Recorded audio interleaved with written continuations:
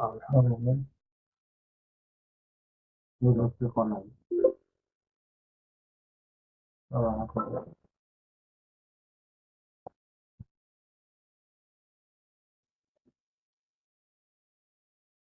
Sir hello.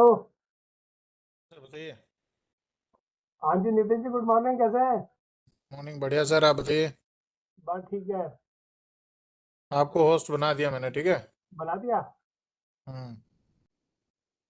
ठीक है, मगर ये मेरा पिन कैसे करना ठीक है सर। है? एक मिनट, ये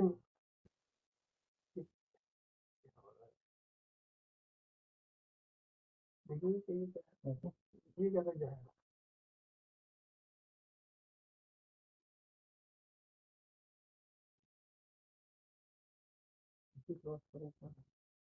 ये तो मीटिंग कब हो जाएगी? पिछली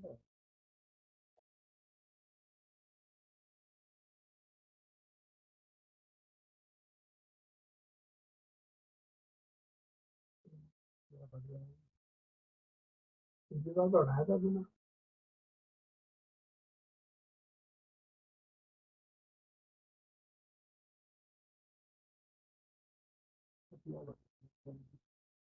ये पिन का होता है।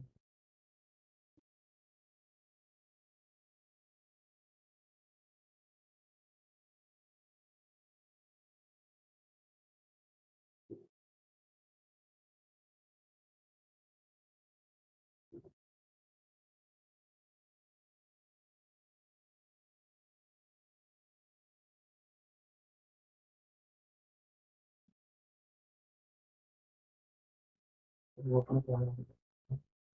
तुमने कर ली? हाँ रिकॉर्डिंग है तुम्हारी, पैकेज भी अच्छी आई है। ये तुमने ठीक करी है इसका मतलब।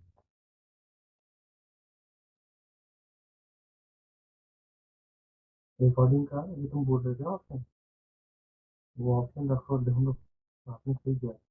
हाँ, एक दिन आपकी रिकॉर्डिंग बिल्कुल सही है ये, जो स्पीकर व्यू में जा रही थी बिल्कुल सही।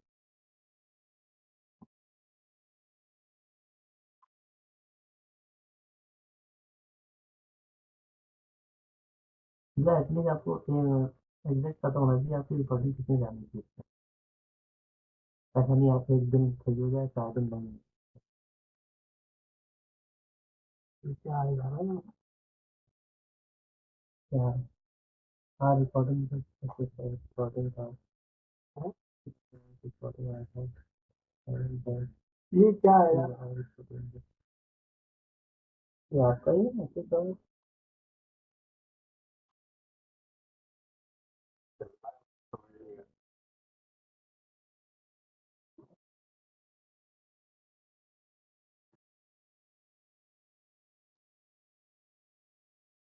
अभी व्यू किया था ना आपने, व्यू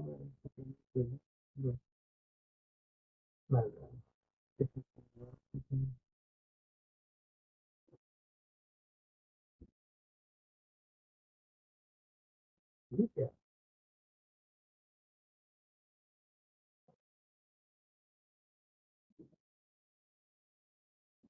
अभी नहीं आया था, अभी क्या करा आपने?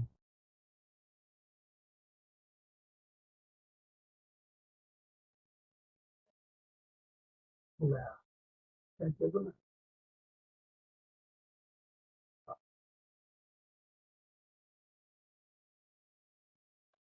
गड़बड़ बन गया अभी बस। क्लोज कैप्शन वो अपने आप पिन आउट हो जाएगा ना। ये कहाँ से खोला है? ये तो रिकॉर्ड अपने आप ही चल रहा है।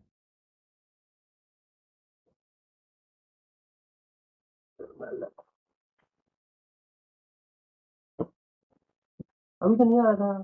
आपने कहाँ पे क्लिक किया ना? मैंने कुछ नहीं किया।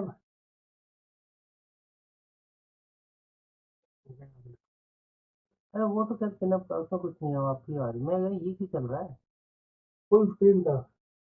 हाँ तो फिर मगर ये नहीं आता है ना, ये कहाँ से है? तो आपके ऐसे चाहत आप ही हो ना? हाँ हो लोगे। तो ये आपका तो मैसेज क्या क्यों हो रहा है फुल स्क्रीन? तो एक बार अपने अच्छा अच्छा, ये बताइए, और जैसे से हम लोग कर रहे हैं ना, तो खुद तो ज्वाइन कर पहले इसको देखे, तो वो आ रहा है उससे। लेकिन आप चीजें निकाल रहे हो ना, ज्वाइन करता पता चलेगा।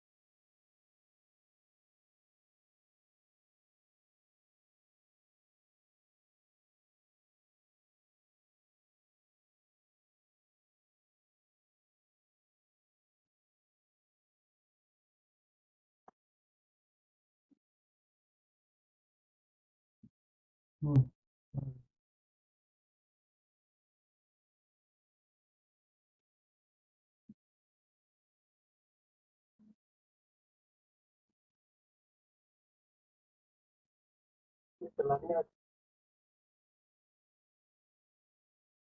ठीक है। ये क्या है अनुकूल माने आ गया।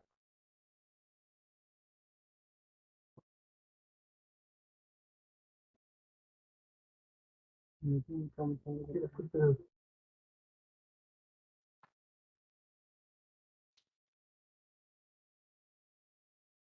ये कहते हैं माउस काम कर रहा था। और लॉगिंग आउट नहीं करता हूँ, हो गया।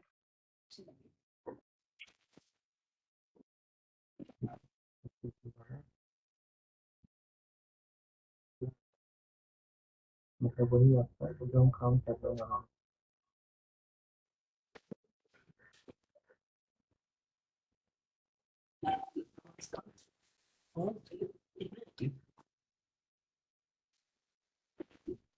तो कैसे आवाज आ रही है रावत?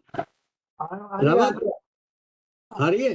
रिकॉर्डिंग कर रिकॉर्डिंग। हाँ जी, आवाज आ रही है? हाँ जी आ रही है।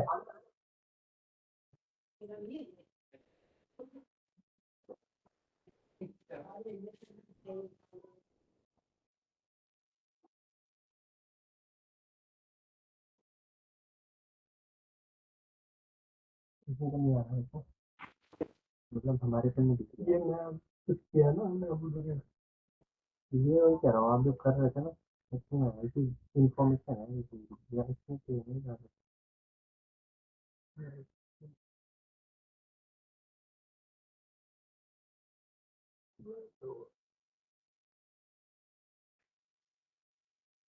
70 आ गया है, प्रेजेंटेशन अभी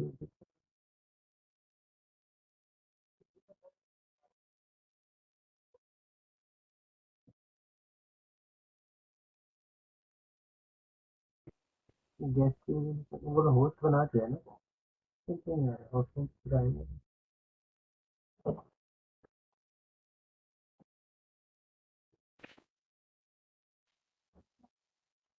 आवाज आ रही है? बोलो आ रही है, हैं? कितना आवाज आ रही है मेरी? आ रही है, आ रही है।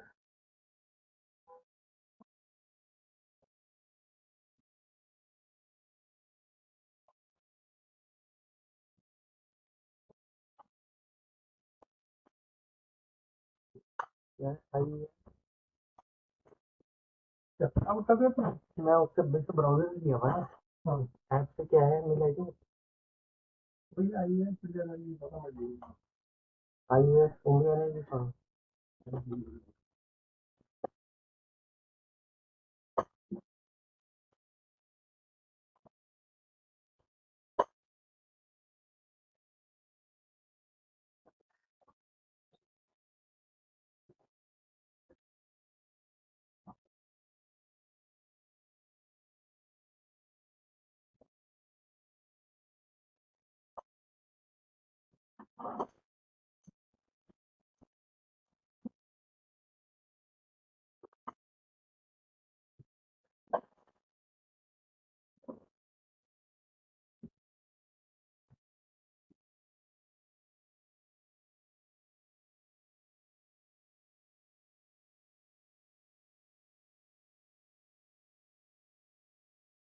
क्या तू चला गया जल्दी से?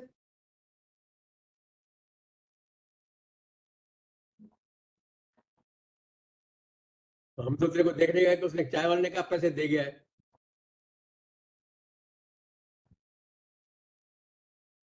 तेरे को ढूंढने गया फिर वो। बहुत है।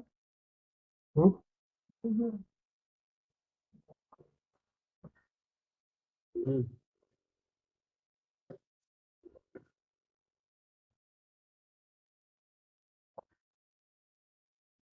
नहीं बस अभी ये पहला फंक्शन तो तेरा को है ना।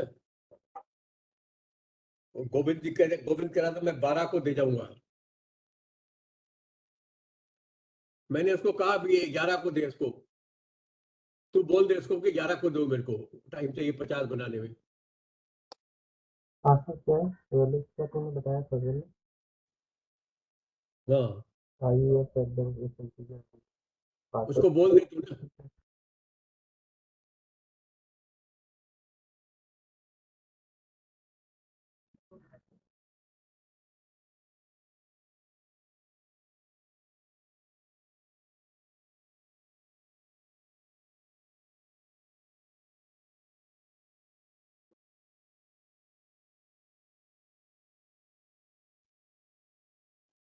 Username IUS, password IEX3X3X@1234। आई कैपिटल में है। आई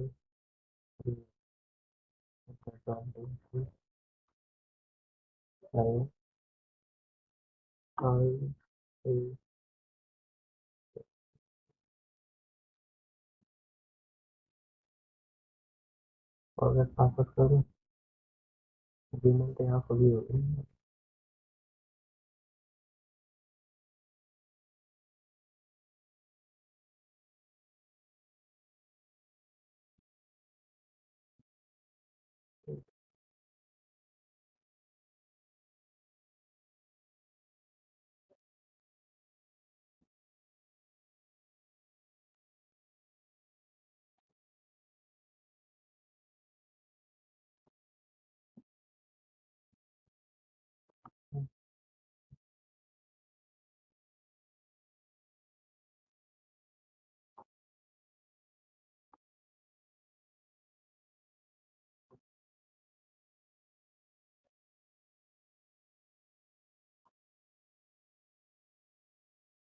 हमें पासवर्ड रख दिया। I3A@20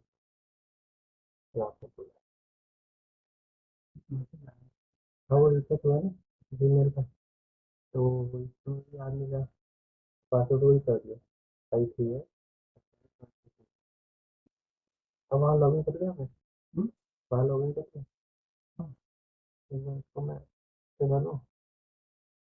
ब्राउज़र से लॉगिन, मेरी ब्राउज़र से है ना, मैं ब्राउज़र से कर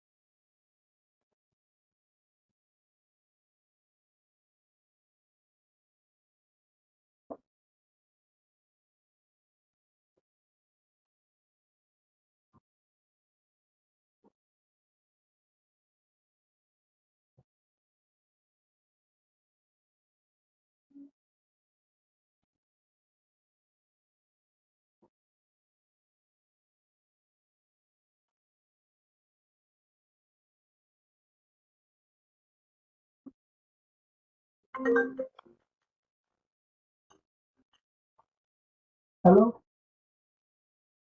हेलो, नहीं हो रहा सर?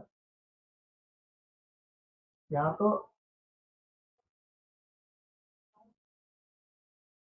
डाउनलोड वगैरह कुछ नहीं करना, वो सिंपल वैसे ही है सर। वो जैसे पहले करते हैं, वो क्लिक करना है लिंक को, तो वो अपने आप ही ज्वाइन फ्रॉम द ब्राउजर कहता है। ओहो, ठीक। हाँ है, वो तो चल रहा है यहाँ सिस्टम।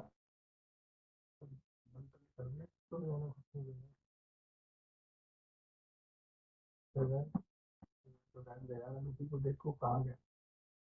अरे शेयर करने के लिए कहाँ से करोगे, वो तो देखना है ना। तो उसको फॉर्म कर लेना। दूसरी जगह वहाँ लॉगिन करने पे शेयरिंग पे दिख रहा है, तो ये लॉगिन नहीं हो रहा।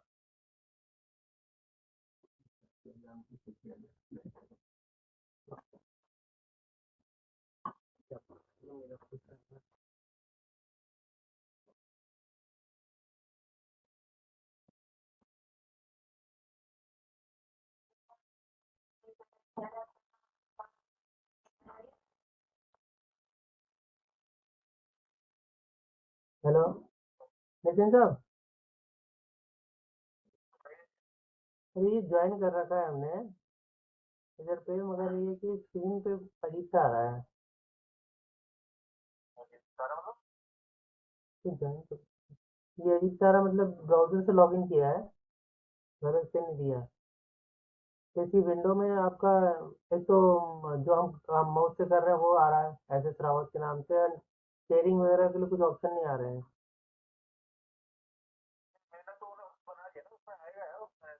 नहीं नहीं आ रहा यार,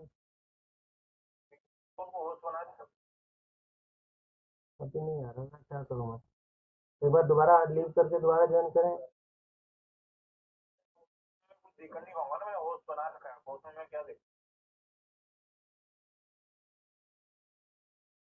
नहीं तो फिर भी यार बताओ तो सही, क्या करें? आप बताओ, आपको क्या क्या हेल्प कर सकता हूँ?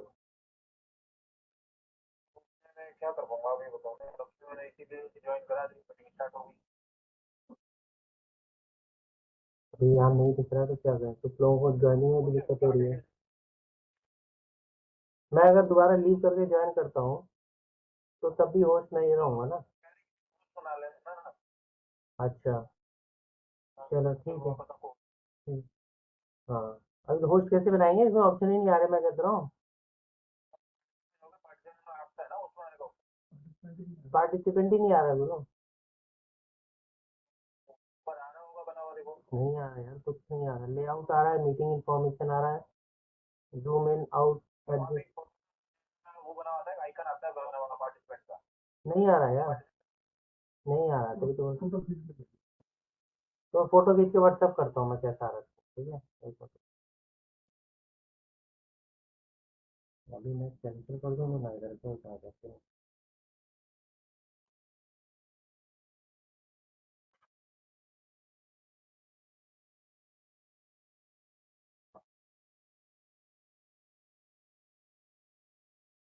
तुम्हारी तुम्हारी जो तुम ज्वाइन भी नहीं कर पा रहे हो, ज्वाइन भी नहीं हो रहा तुम्हारा।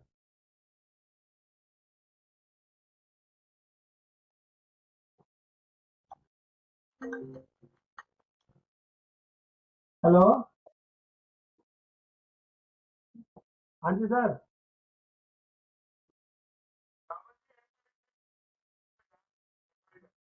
ठीक है सर, मैं फिर करता हूँ। ठीक।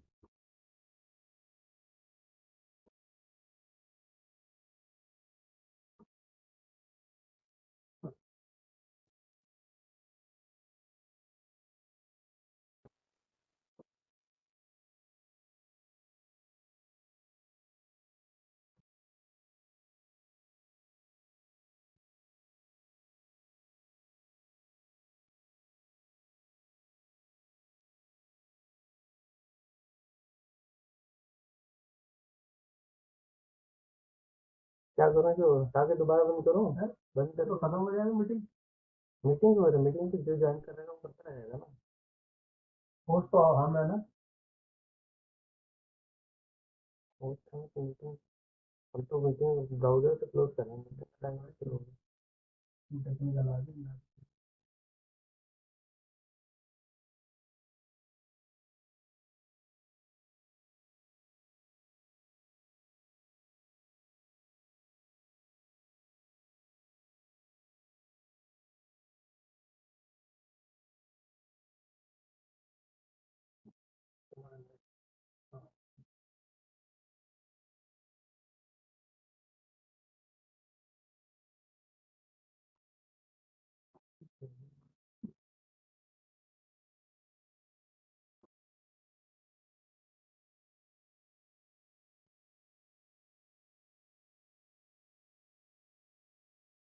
तुम किससे वाईफाई से कनेक्ट कर रहे हो? वाईफाई से तो लगा रहा हूँ। ये गलत हो है। गया है? नहीं ये गलत है। ये व्यू भी आ रहा बता नहीं रहा है। पार्टिसिपेंट आ रहे थे।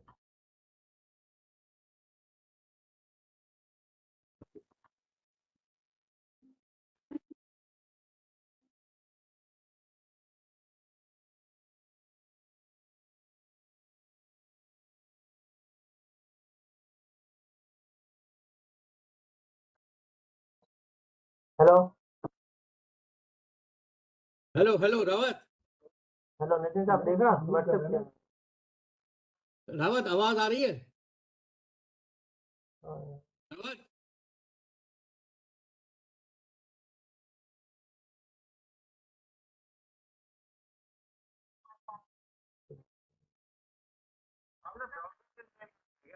हाँ रावत,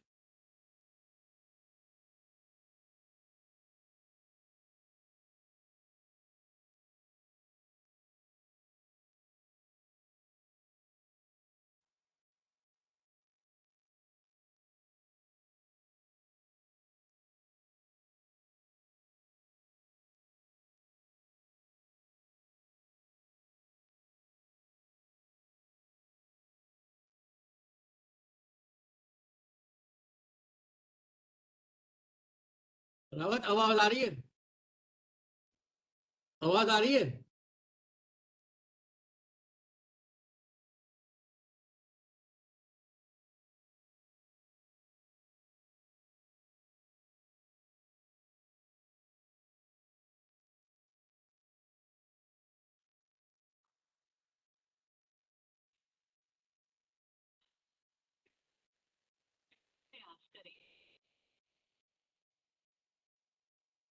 रावत,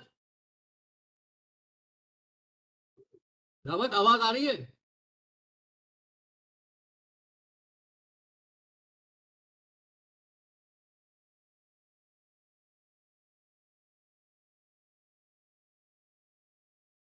रावत आवाज आ रही है? अब बोल। हेलो, आ रही है, आ रही है, आ रही है।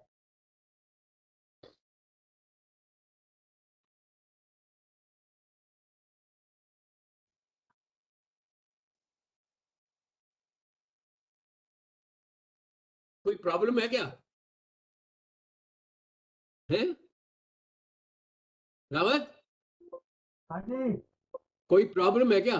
हाँ प्रॉब्लम दिख रही है कुछ, हमको ही लग रही है। आओ जरा।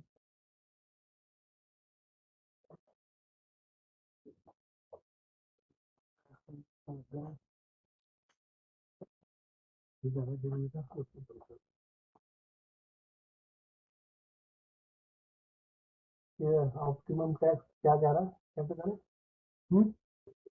What do you want to share करो क्या? राव जी आप लीव करके दोबारा ज्वाइन कराओ मीटिंग। इंटायर विंडो, अब यहाँ से इंटायर स्क्रीन में करोगे। हाँ इंटायर स्क्रीन अब शेयर में करोगे। अब यहाँ से ड्राइव को खोलो, लाइट को खोल दो नीचे, राव जी ओपन आप कंट्रोल से मीटिंग चलाओगे तो। अच्छा लीव करके दोबारा से हाँ ज्वाइन गपानी कराओ। साहब, है प्रेजेंटेशन दिख रही है? क्या? ये तो गायब हो गया ये तो। टेबल साहब की प्रेजेंटेशन दिख रही है? दिख रही है दिख रही है। Development and development of advance advocate for summer pauses.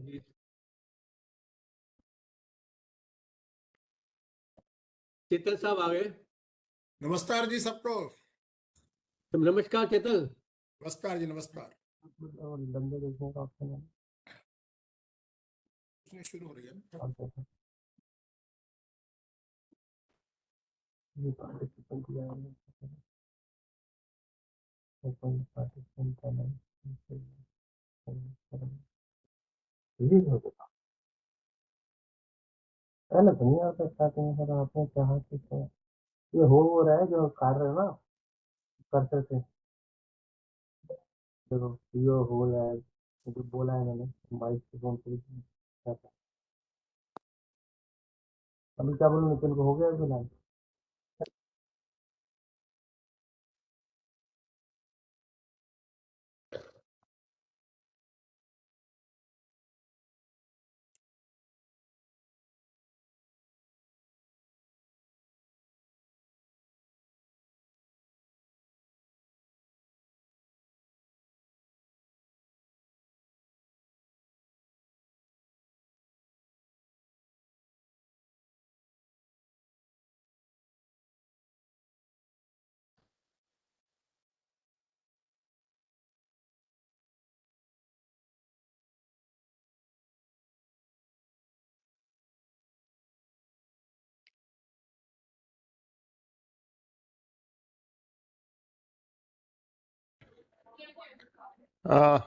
Good morning. I am Praveen Gupta.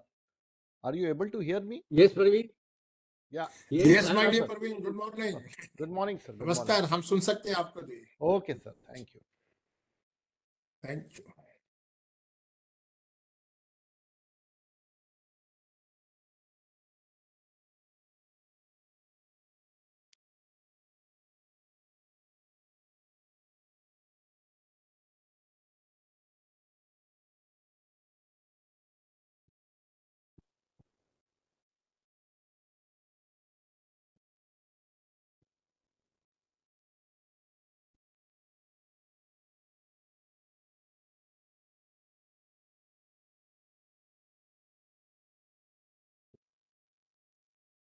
ये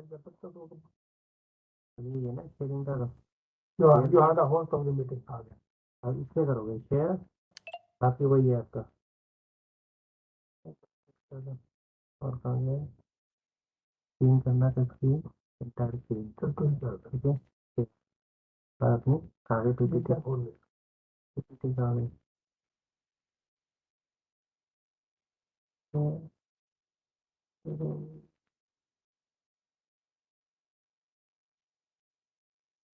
पीपीटी का आ गया, फिर बताओ। कल इसको तो बंद करना है।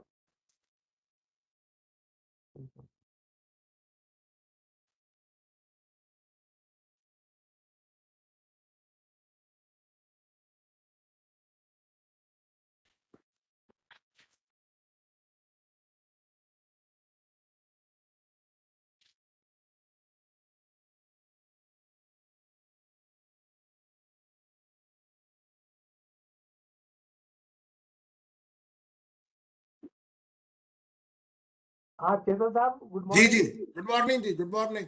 सर दिख रही है ना पीपीटी आपकी? हाँ जी, धन्यवाद आपका जी। रिवाइज वाली है ना? ठीक है, हाँ जी, राइट सर, हम चला देंगे ऑन टाइम। ठीक है, थैंक यू, थैंक्स।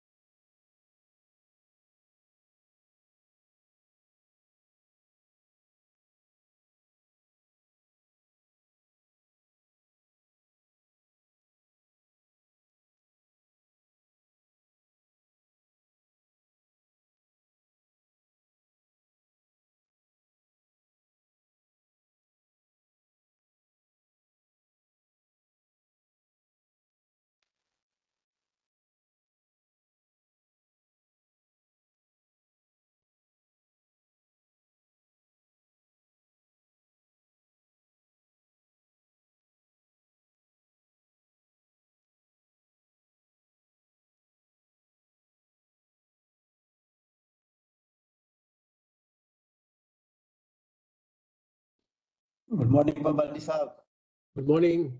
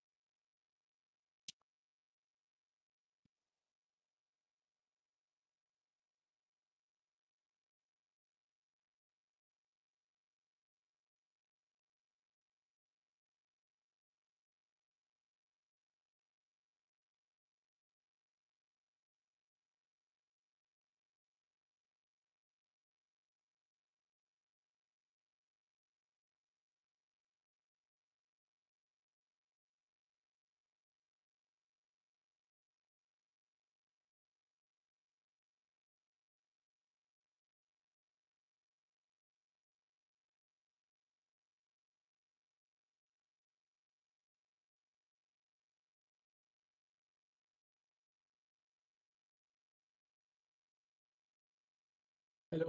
अच्छा वो छाप पे थे त भाई मूंखे टाइम लॻंदो पैक करण में, त हिकु ॾींहुं पहिरीं तव्हां हुनखे 11 तारीख़ ॾियोसि कोई न। हाँ 11 तारीख़ ॾींहुं सामान ॾेई छॾियोसि। हाँ ही ख़राबु थियण वारी शइ त आहे कोन का। 11 तारीख़ सुबुह ॾेई छॾियोसि। हाणे पैक कंदो 11 तारीख़ चइबो पैक कंदुसि, 12 पैक कंदुसि। थोरो टाइम लॻंदो आहे पैकिंग में भाई। हम्म, हम्म, हाँ हाँ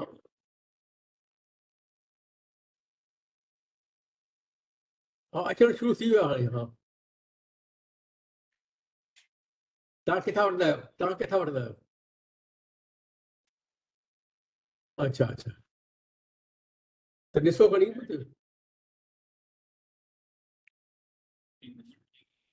ठीकु आहे। हाँ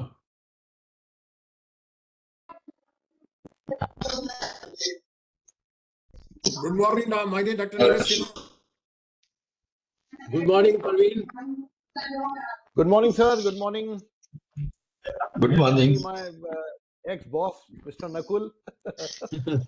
Namaskar, sir. नमस्कार नमस्कार, thank you very much. Good morning, everybody. Good Namaskar. morning, Vijay ji. Good morning.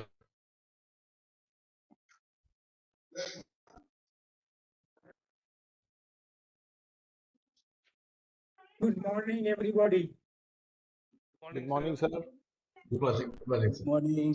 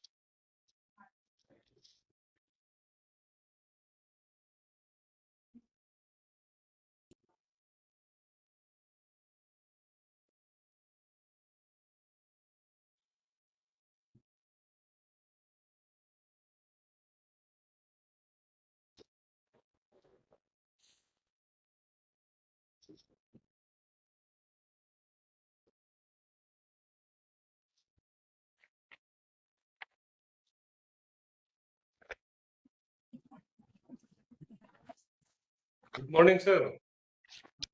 Good morning, good morning. Good morning, sir. Good morning, sir. Good morning, good sir. morning. Good morning. Good morning, Sai sir. Good morning, good morning. Sai Saab, good morning. Good morning, Bambani ji. Connecting क्या रहा है हो गया अभी तो Good Yeah, morning, sir. Bajaj Saab, good morning. Good morning sir sorry मैं 11:15 से बैठा हूँ कुछ लेट प्रॉब्लम से I am sorry Bajaj sir, good morning. Good Good morning morning, good Bhavani morning. साहब क्या हाल है डॉक्टर विजय प्रकाश कैसे हैं?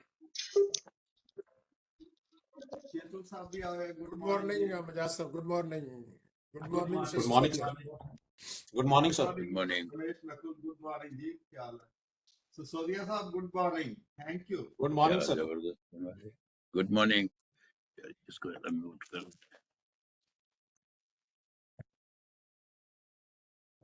भवानी साहब जब कहेंगे शुरू करेंगे आप यू विल ऐसा- आस्क मी टू अभी देखिए 11:36 है 3-4 मिनट और रख लीजिए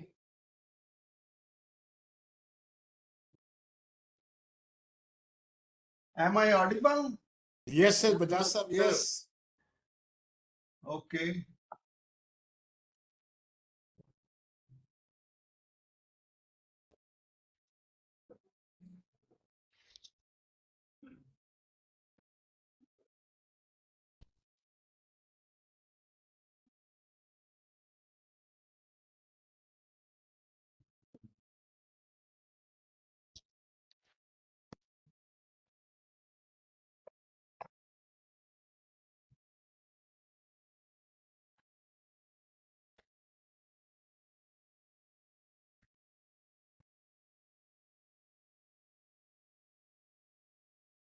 सब स्पीकर आ गए सब बजाज साहब स्पीकर आ गए हेलो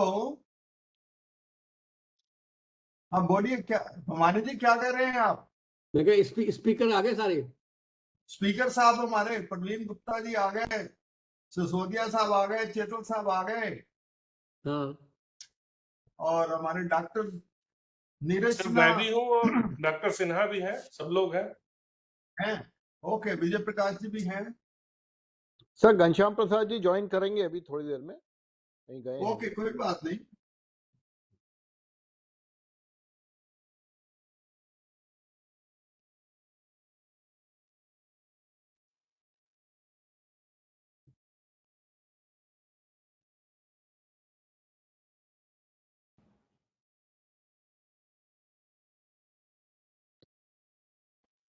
तो शुरू डॉक्टर नीरज सिन्हा साहब से होना है और डॉक्टर चेतन साहब से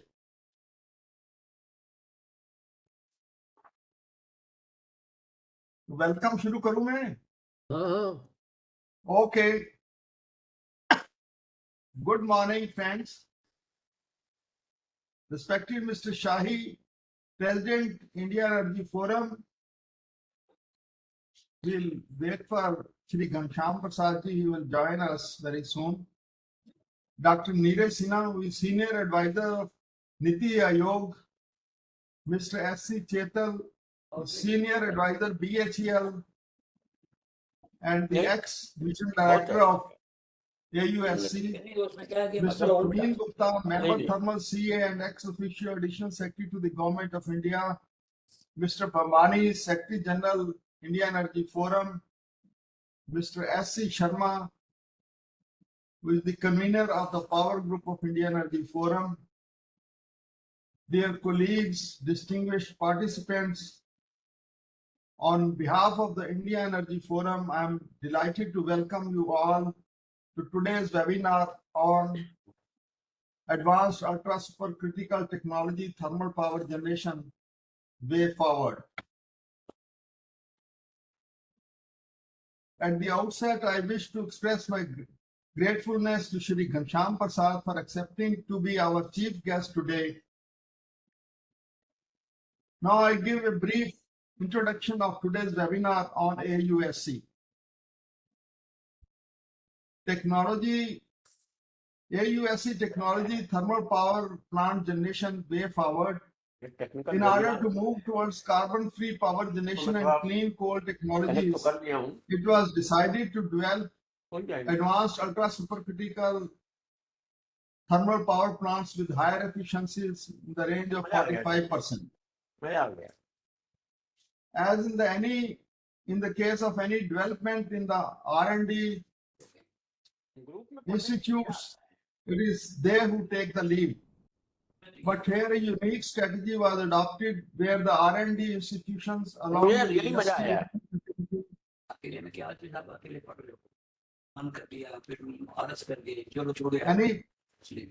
you are able to hear me now? मैंने को एक और यो देखा क्या जब बोल बोल के जब पढ़ते हो ना Hello? म्यूट पे कर दीजिए आपका प्रोनाउंसिएशन ठीक होता है समझा नहीं मैं. But anyway, Others should mute, please. All others should mute.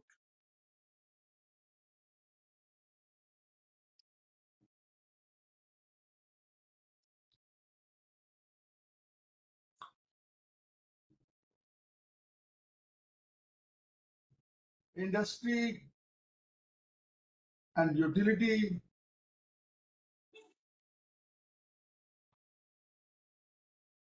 the strength in material technology of the Indira Gandhi Center for Atomic Research combined with the design and manufacturing strength of BHEL and the project management and power plant operations of NTPC, these were all integrated to develop the AUSC project, leveraging their expertise in their respective fields.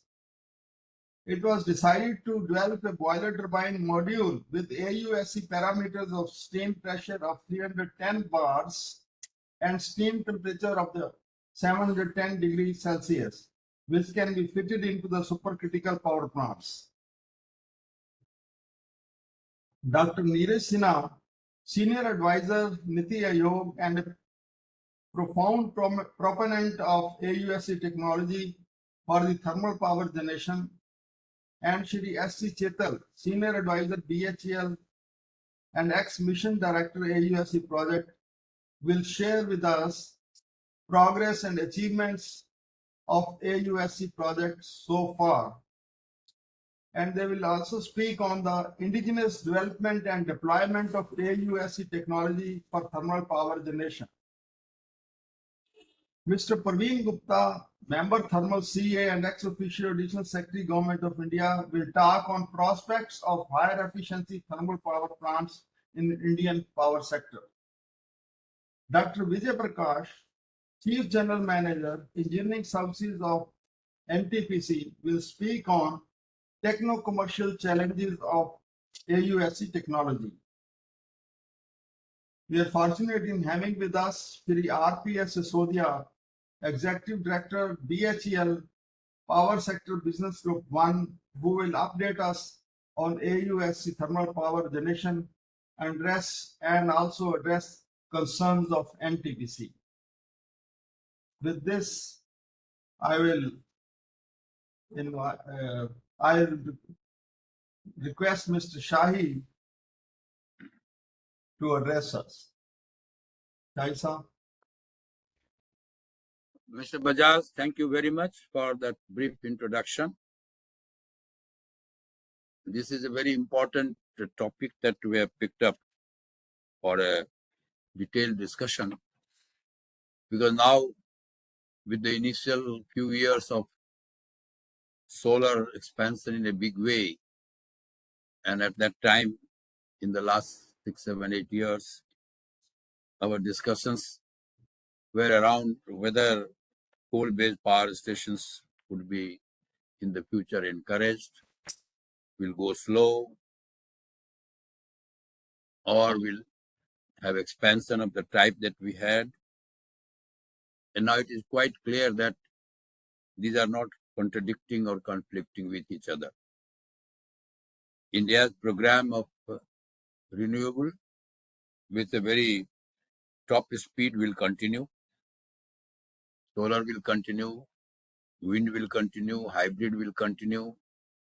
Other forms of energy in our journey toward energy transition will continue in a big way. Side by side, coal will also continue.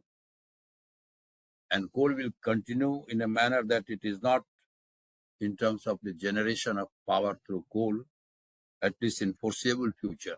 And when I say foreseeable future, in next 20, 25, 30 years, it will decline.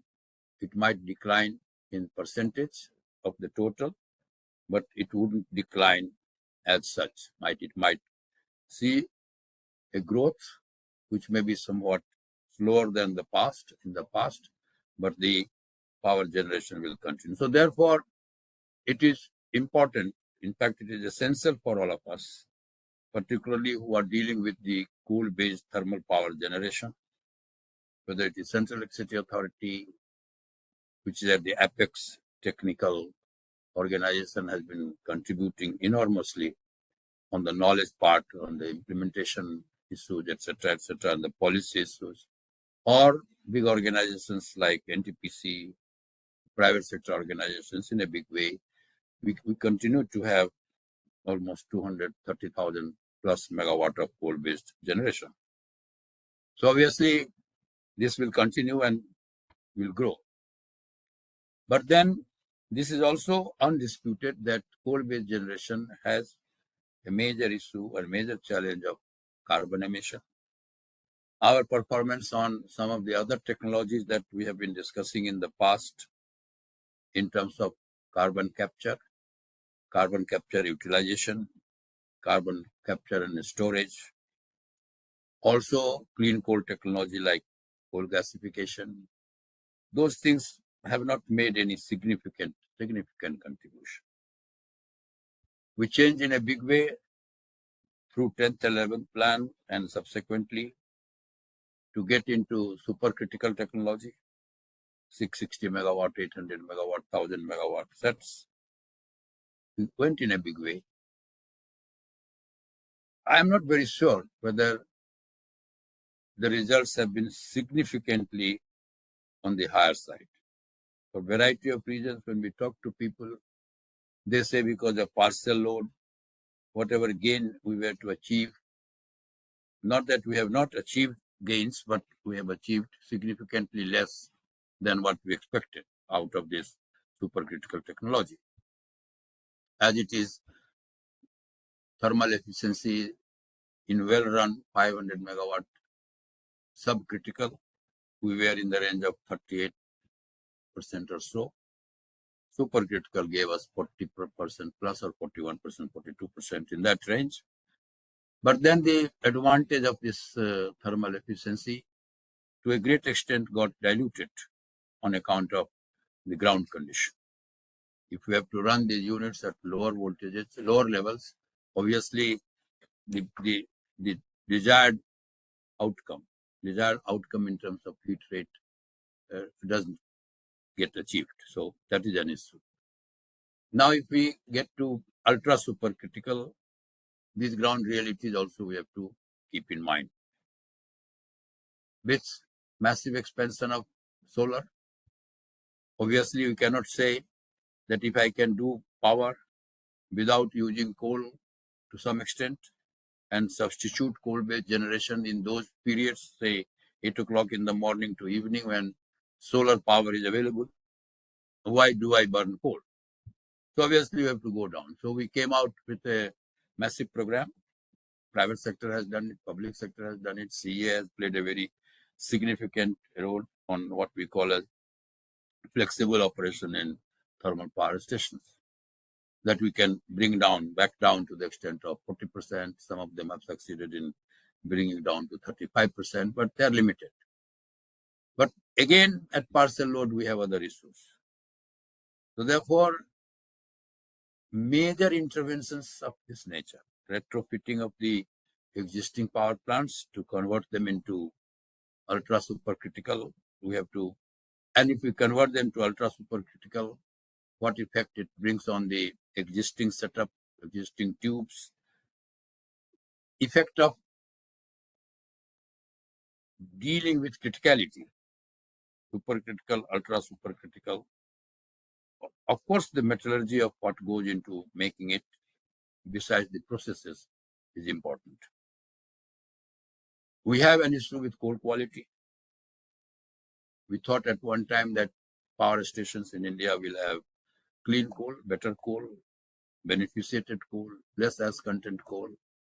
Again, we have not been able to make much headway. So these are all associated issues.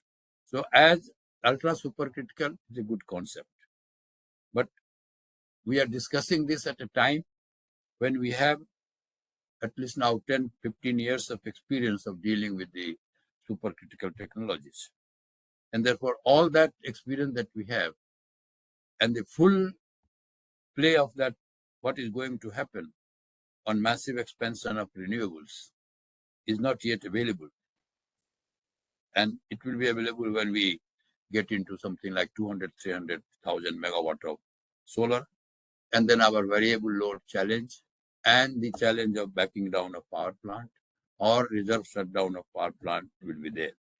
I think apart from the calculation aspect of it, apart from a conceptual and theoretical aspect of it, I mean, nobody can dispute. What we need to do is to also factor in what really might happen.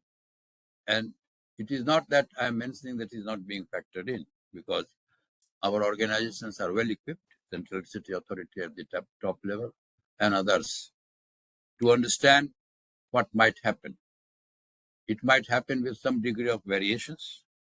If we are saying 700 gigawatt of or 500 gigawatt of renewable by 2030, 500 gigawatt will happen.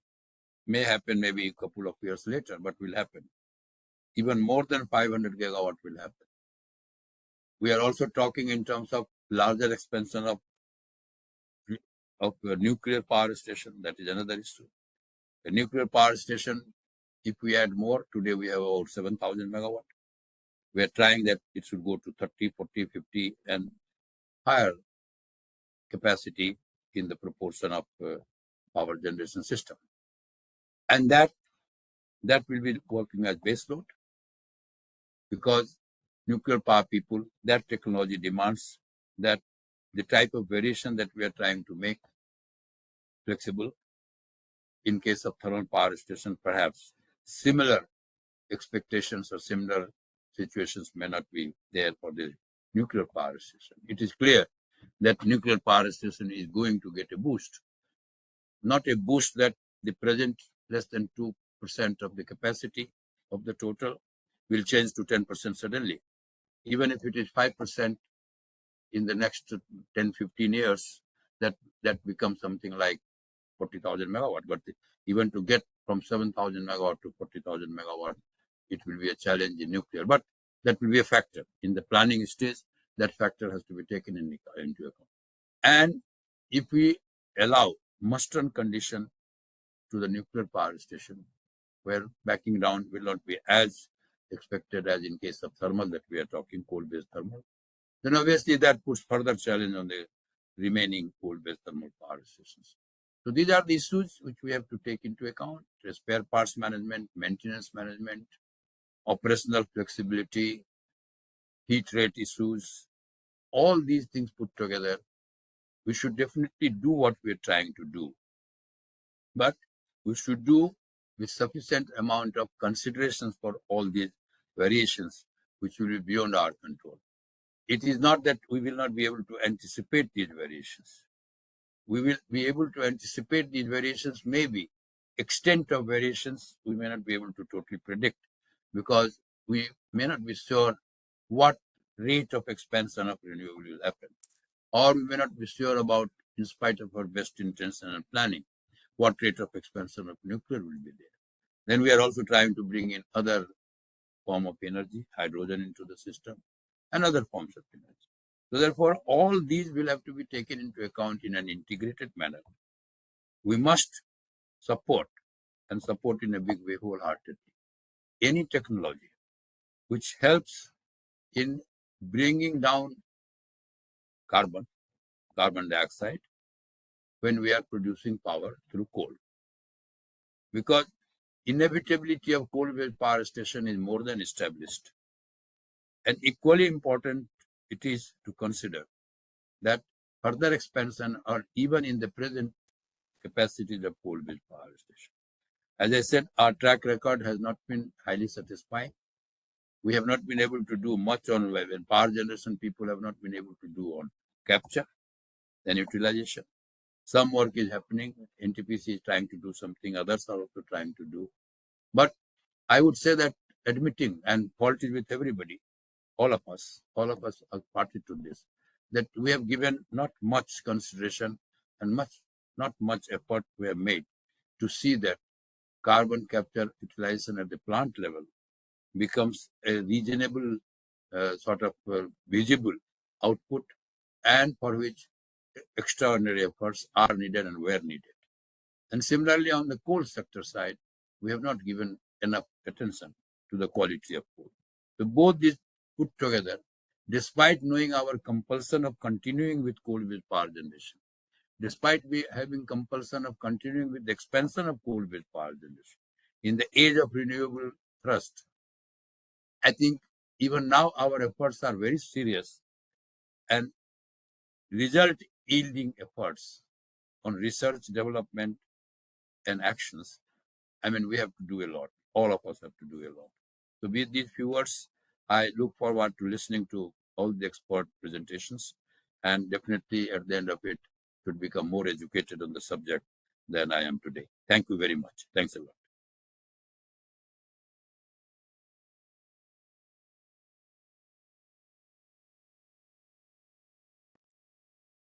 You are muted. Hello. हाँ भवानी साहब आप mute हैं.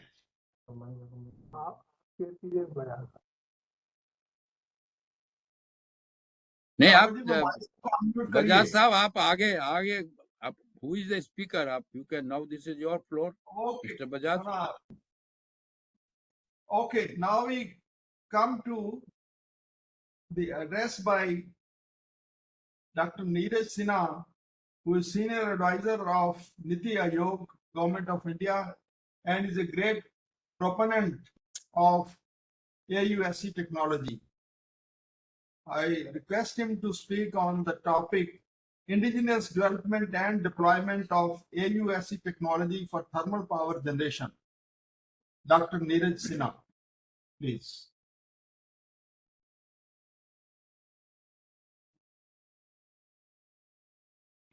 सिन्हा जी आप muted हैं, शायद आपकी आवाज नहीं आ रही है.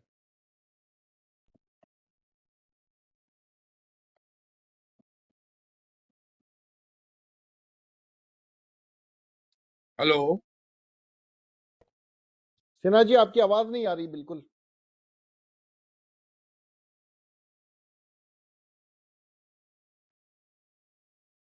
What has happened to the Rawat? What has happened to the screen? Everything is becoming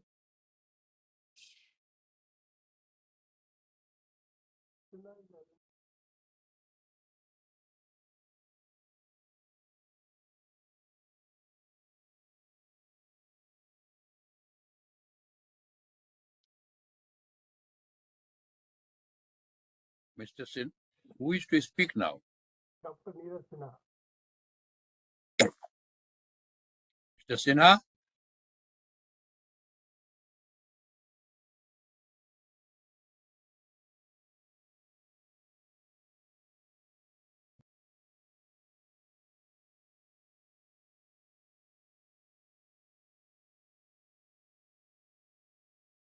Rawat ji, doctor Sinha unmuted है और उनकी आवाज नहीं आ रही है, उनका फोन आया मेरे को। वो तो अनम्यूटेड है सर, वो दिख रहा है यहाँ से। Sir, if you permit, can I make the presentation, because I may have to leave at 12:30 or 12:45, and I think my presentation is the initial. It will give you the insight why are we needing any coal-based power plants or not.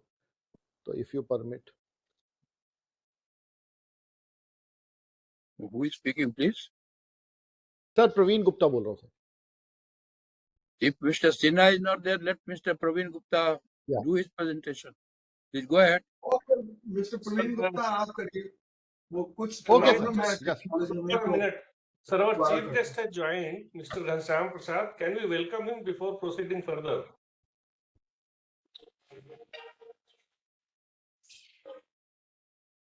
Doctor Sinha, कुछ गड़बड़ है। May be उनके mic का कोई issue आ रहा था।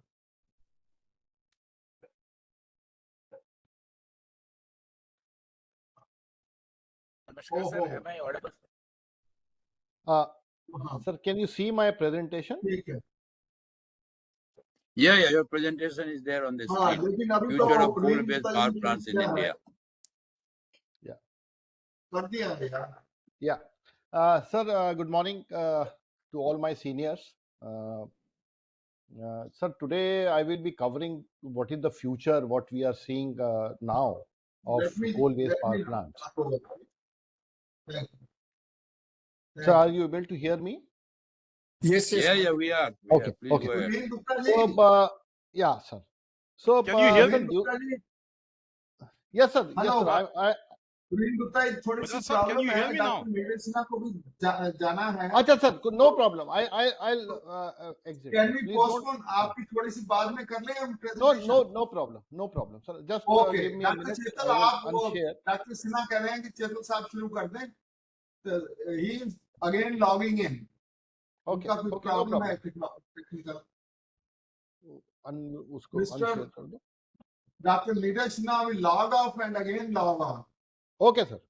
I In am the just. meantime, Dr. Chetal, आप कर दीजिए अपनी presentation. No, my request is that the presentation is combined one. So it is important that Dr. Neeraj Sinha makes the first part and then I will make the second part. There is no point in having second part first and first part afterwards.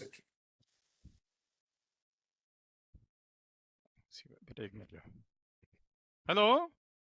हाँ नीरज, बोलिए। अब आवाज आ रही है? हाँ, आ रही है नीरज, आ रही है। Thank God, I have put on this headset on my. Can I now be heard? Bajaj Saab, can you hear me? Yes, you are heard. Yes, sir. Yes. Dr. Thank Sinha, God. we can hear you. Thank God for that. So I'll just can someone share the presentation so that I can start speaking? Rawat ji, 1 second sir, I am starting. हाँ, ये doctor चेतल साहब की जो presentation है वो करिए। Doctor Neeraj Sinha will follow on this presentation. Can you see the presentation now, sir? Yes, please. Okay. Thank you. ये joint presentation है डॉक्टर चेतल और डॉक्टर नीरज सिन्हा जी की। So thank you so much, Bajaj Saab, and a big thank you to the India Energy Forum for having given Chetal Saab and myself this platform to speak to all the senior colleagues from the power sector in the country, including Mr. Alvi Shahi himself. A warm word of gratitude on my behalf, on behalf of Mr. Chetal, for giving us this platform, and a good morning to all of you on the behalf of Niti Aayog and on behalf of my own personal self. Thank you so much. So I'll just take 10 minutes to go through the slides, and the balance 10 minutes will be taken by Chetal Saab to present the actual work which was done in the R&D phase of the AUSC project, or what we call it as the phase 1 of the AUSC project. So can we please have the next slide?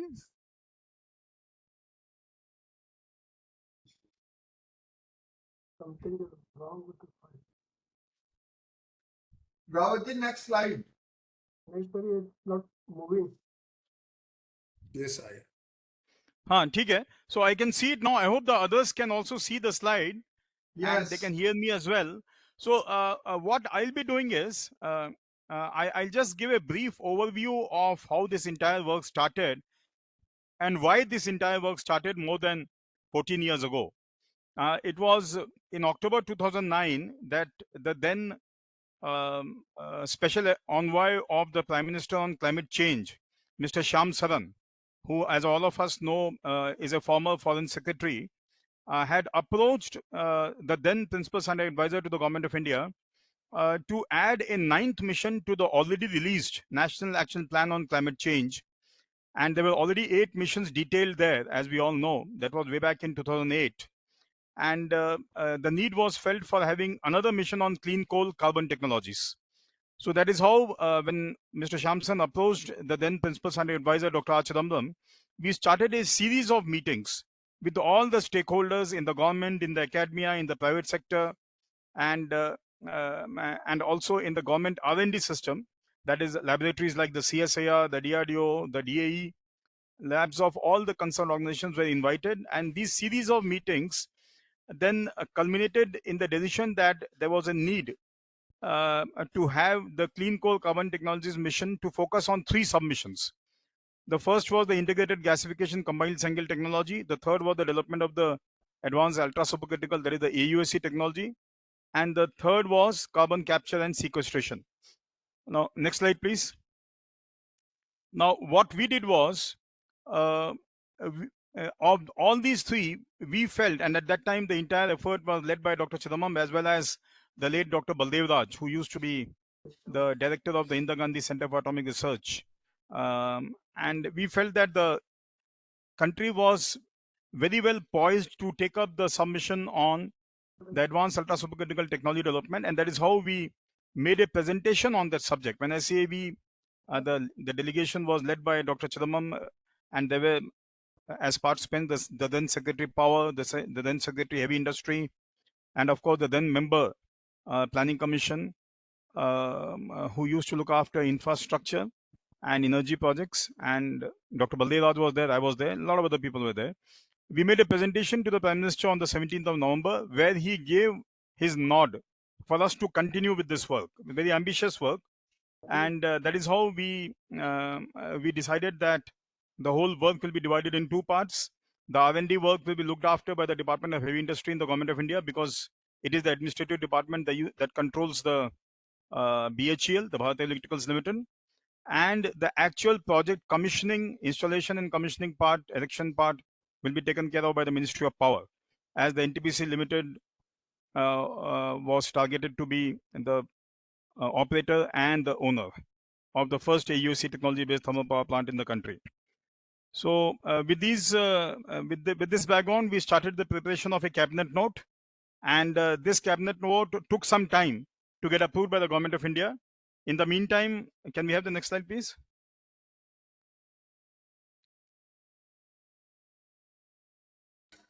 Yeah, in the meantime, the PS's office did the work of Sutradhar, as we call in Hindi, and we got the Indira Gandhi Center for Atomic Research, which had already done hallmark work in the development of high temperature materials.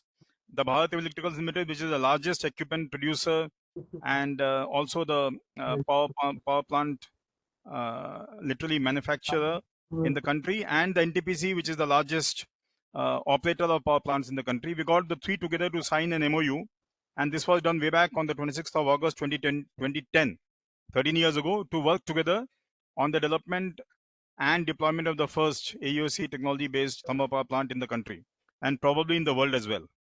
Now, but what exactly happened was the government took its own time in getting tuned to the idea of having this new technology development work started.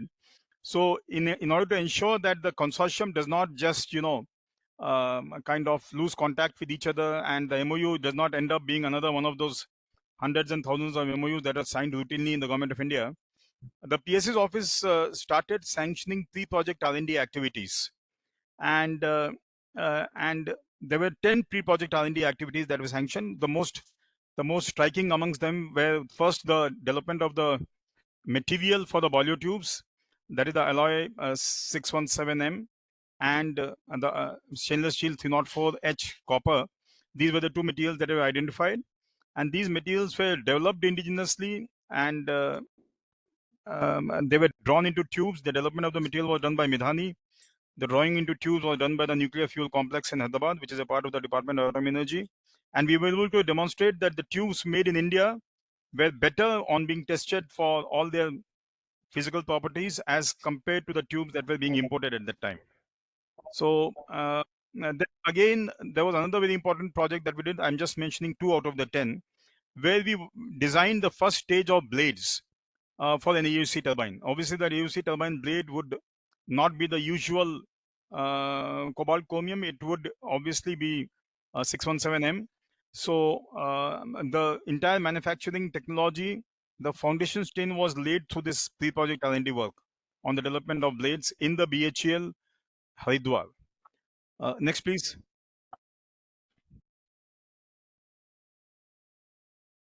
Yeah. So finally, while we kept the consortium busy with our pre-project R&D activities, and very good and very fruitful work was done in all those 10 projects, the Government of India gave its nod to the sanctioning of the R&D phase of the AUSC project, which we routinely call as the phase 1 of the AUSC project, on the 10th of August in 2016.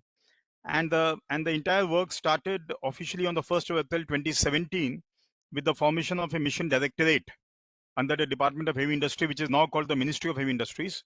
And Chedal Saab, who is present here, was the mission director, and he steered the whole work through the mission directorate, which was located in Noida. And the timelines that were thought of were a total of 7 years, out of which 4.5 years would be required for the erection and commissioning phase, and 2.5 years would be required for conducting the R&D. So 2.5 years for the phase 1, 4.5 years for the phase 2.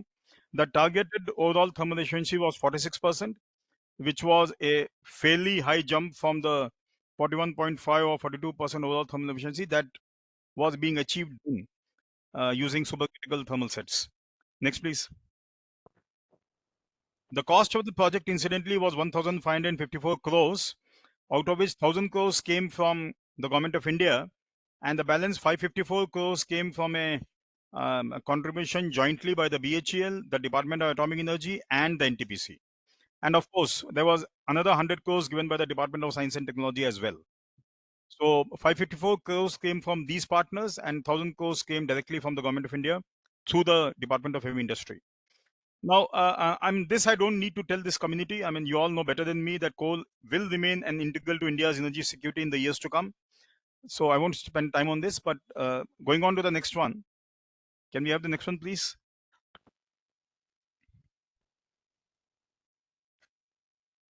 Yeah, so this is one slide we routinely show. It was made jointly by Chedal Saab and Dr. Baleva 13 years ago, which is still valid.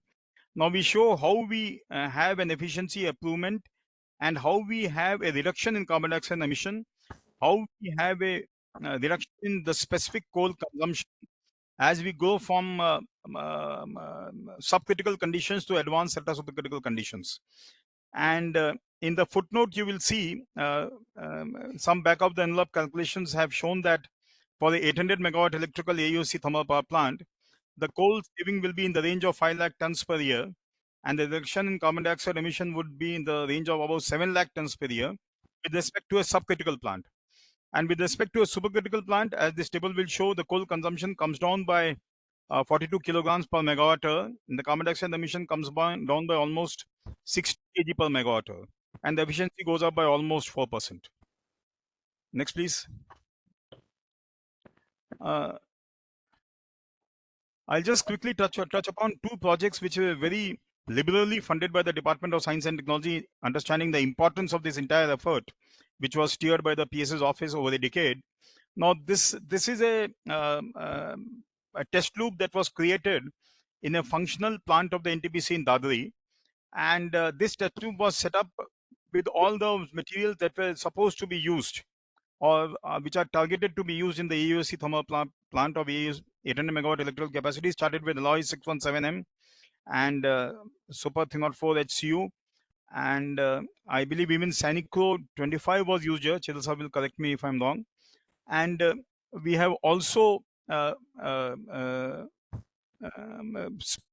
spent, I have the figure here, I think about 14,000 hours, if I'm not mistaken, of operation of this loop in the Dadi power plant. And the loop, the test sections have been cut from this. They have been tested in IGCAR, and the degradation in the pipe because of the high temperature and high pressure conditions has been found to be nominal. So in a way, we have validated the indigenous material that has been developed and the material that has been targeted to be used in the 800 megawatt power plant in a real power plant functioning condition. The second project, I don't have a slide on that, was the setting up of a AUSC test rig, or rather an AUSC turbine test rig in the corporate R&D division of the BHL in Hyderabad. And that test rig has been installed, and it is being run by the BHL colleagues, and it is the first of its kind in the world, I am told, where we are actually testing a turbine on actual almost close to real power plant operation conditions. Now, just a couple more slides on the justification for an 800 megawatt thermal power plant based on the AUC technology. If Rawat Saab could kindly show us the next 2 or 3 slides, please. Yeah. So the first and the foremost is this R&D, the work that was not done in an open sort of a way. I mean, it was not basic research. It was not applied research in the typical sense. It was directed basic research where the end goal was clear. And having established the end goal that we will have an 800 megawatt electrical thermal power plant somewhere in India based on AUSC parameters of steam, we did the back-end calculations to arrive at the steam temperature, the steam pressure, the R&D required to be done, the power plant equipment required to be developed, and materials required to be developed at this high temperature and pressure of steam. So this was an integral part of the cabinet note, which was approved by the cabinet way back in 2016 while sanctioning the R&D. So it was envisaged that after the R&D, there will be a seamless transition into the erection and commissioning of the power plant. Now, additional capacity by thermal power plants have been projected as 55 gigawatts in the next 7 to 8 years. This figure, of course, is only there as an indicator. It could be a little here and there.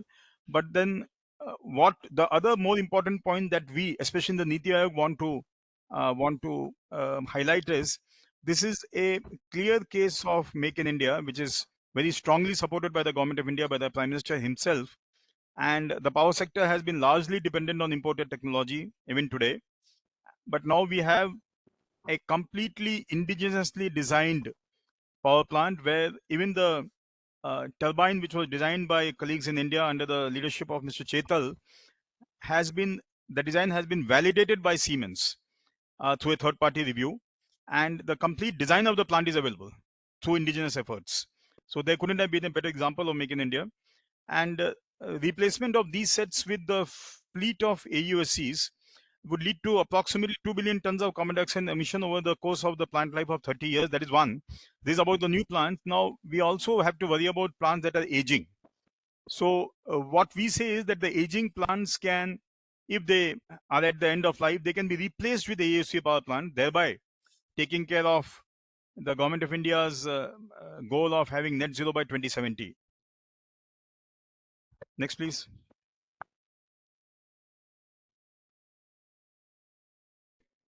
Now, finally, any new technology follows a typical developmental curve, and without economies of scale coming in, we cannot talk about the technology being commercially viable. Now, why I'm saying this is very often this question has been raised that the technology is costly. You're talking about maybe 14 crores a megawatt when supercritical power plants were installed at 7 crores a megawatt. But I will remind this gathering that at one point of time, I've started my career from the Department of Non-Conventional Energy Sources 34 years ago. At one point of time, solar PV electricity was available for 18 rupees a liter. And 18 rupees a unit. At that time, colleagues in the Ministry of Power and CA used to chide us in the DNA and saying, what are you talking about? We have electricity being produced at 2 rupees unit and you're talking about 18 rupees unit. Now the same PV electricity is down to 1.5 rupees unit, but it has taken 3 decades for us to come to this level. And even now, according to what Dr. Saraswat keeps telling all the time in the Niti Aayog, all these PV panels are largely based on cells imported and panels imported from China. We don't know what is the life of these sets. We don't know what will happen when they start degrading. And we also don't know how we'll dispose of the crystalline silicon as and when it happens at the end of life. Now, one last slide.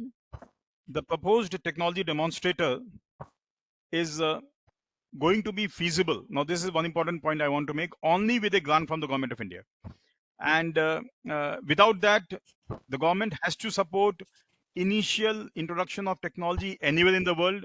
All governments do it. Government of India, I'm sure, will also do it in due course of time. The second phase of the project, that is the erection and commissioning phase, is yet to be sanctioned. There is a memo for the Public Investment Board, which is already in circulation. It is under the consideration of the Ministry of Power. It has been created by the Ministry of Power. It has been supported by the Niti Aayog and largely supported by all the other ministries and departments of the Government of India. So we are hoping that very soon the PIB memo will get the nod of the Department of Expenditure, that is the Secretary of Expenditure, and then we go on to preparing a cabinet note. And with that, hopefully we will commence the erection and commissioning of the 800 megawatt electrical thermal power plant. So thank you so much. I'll request Chetal Saab to take over from here, and please supplement me wherever I might have missed any point because of running through the slides. Thank you so much, and thank you for this opportunity. Namaskar. Thank you, Dr. Neeraj Sinha. And now I will share in the next 12 minutes what has been done under the R&D phase. This slide shows the role of the 3 organizations.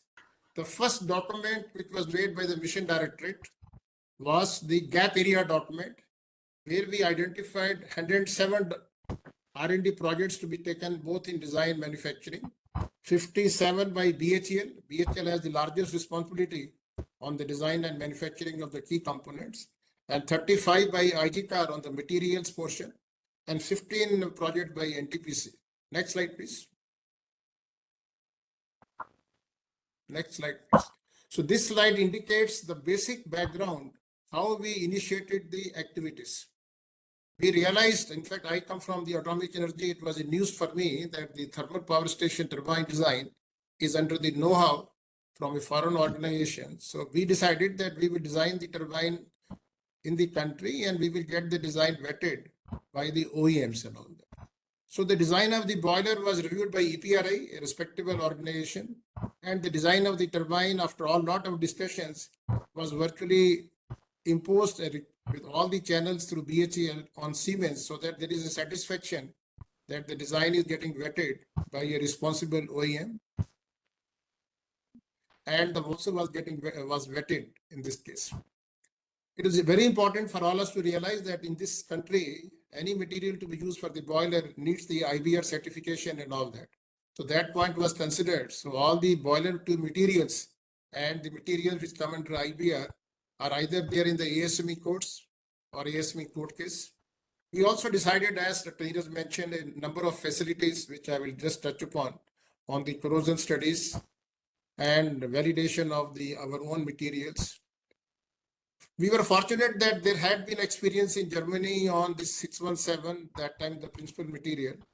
And it was realized that this nickel-based alloy also needs the post-weld heat treatment. So that knowledge which we gained from the German facility was also incorporated.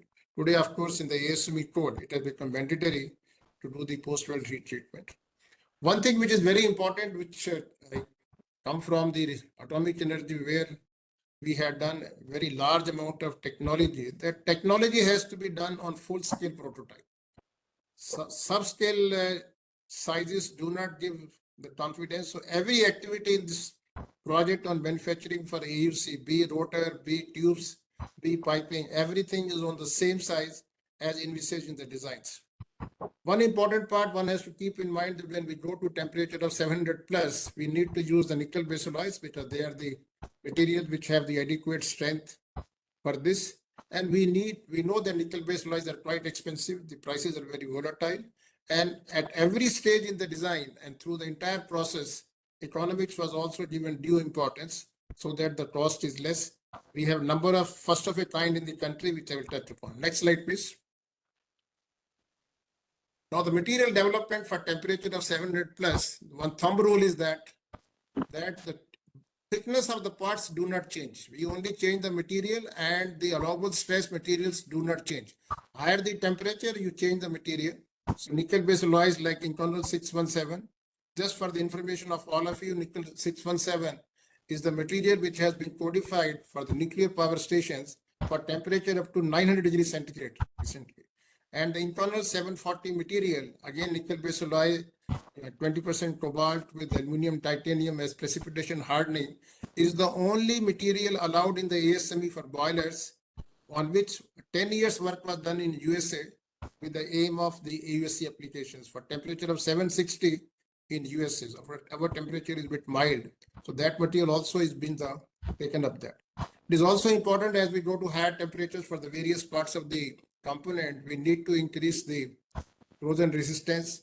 So this boiler tubes for the evaporator material has been changed to 9 chromium, and acidic stainless steel super 3.4H has to be replaced by another advanced material containing higher chromium. Seniclo 25 was developed particularly for the AUC applications in Europe, and this material is also going to be used in the AUC as designed. So brief, the materials which are required for the AUC need to have both the creep resistance, that the high temperature mechanical strength, as well as the corrosion resistance as the design temperature increases. Next slide, please. As I mentioned to you that economics has been given very due importance during the entire case. So first time in our country and first time in the world, we will have the welded rotor, in which part of the material is nickel based alloys from temperature of 710 to 550.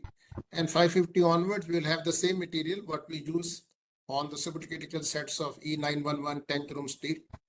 As we move further at the cost reduction, we replace the 617 by 740, as the US has developed 740 with improved structure properties. So we make use of that. And similarly, we replace the piping also from 617 to 740. 617 to 740, the advantage of 740 is 30% reduction in thickness, and the cost differential is only 4 to 5%. Next one, please. So as I mentioned to you, one of the largest activity under the AUSC was the material development. Today, I can say with a feeling of great satisfaction that thanks to the AUSC project, 135 crore investment has been done in this country in many academic institutions, including the three organizations, NTPC, BHEL, to enhance the material testing facilities for creep fatigue. And large amount of work has to be done for the fracture mechanics, which normally is not required for many applications, because the steam turbine design in Germany and the VGB requirements demand that the rotor design has to be done on fracture mechanics. So this slide shows that 625 for casting nickel based alloy, which is not codified for the casting purpose. All the material data has been generated in the country as well as in all the three units of this consortium partners. Next slide, please. Next slide, please. So as I want to say here that all the boiler tubes required for AUSC, though even for the USC plant we import, everything we have done in this country. We have made 617 tubes. And this slide shows that this is all IBR certification. And I would not like to show a slide, but I would like to mention here, 2 months back, we also have made 740 tubes. 740 is still under patent. Department of Atomic Energy is raising questions that patent should not be allowed.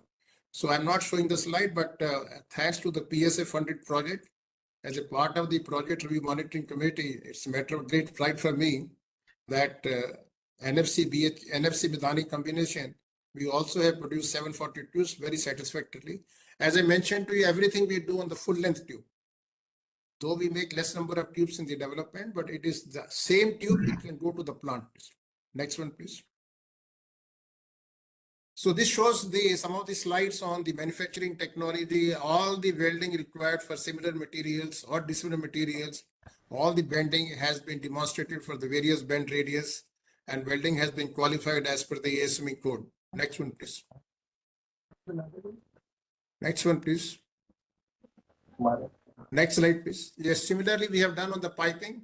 We have the 740 on the pipe to pipe and 740 to 617, where the reheat application would be needed.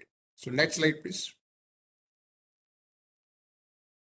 This shows the pipe bending to be done on the nickel-based alloy 617 and 740 done at BHEL plant, hot induction bending.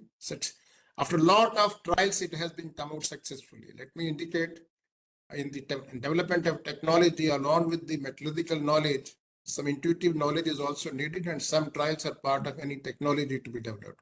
We have done very successfully this job after a number of trials. Next one, please.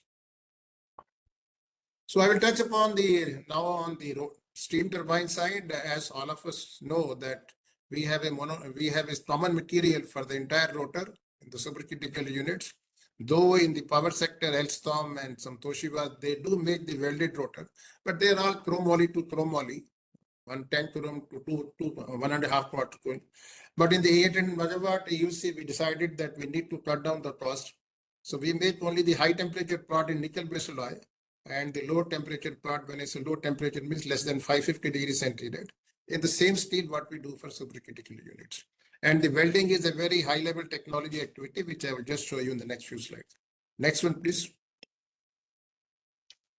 So this slide shows, and I come from the atomic energy, I was very happy when BHEL was not able to get the foreign offers, or the offers were rejected based on commercial issues.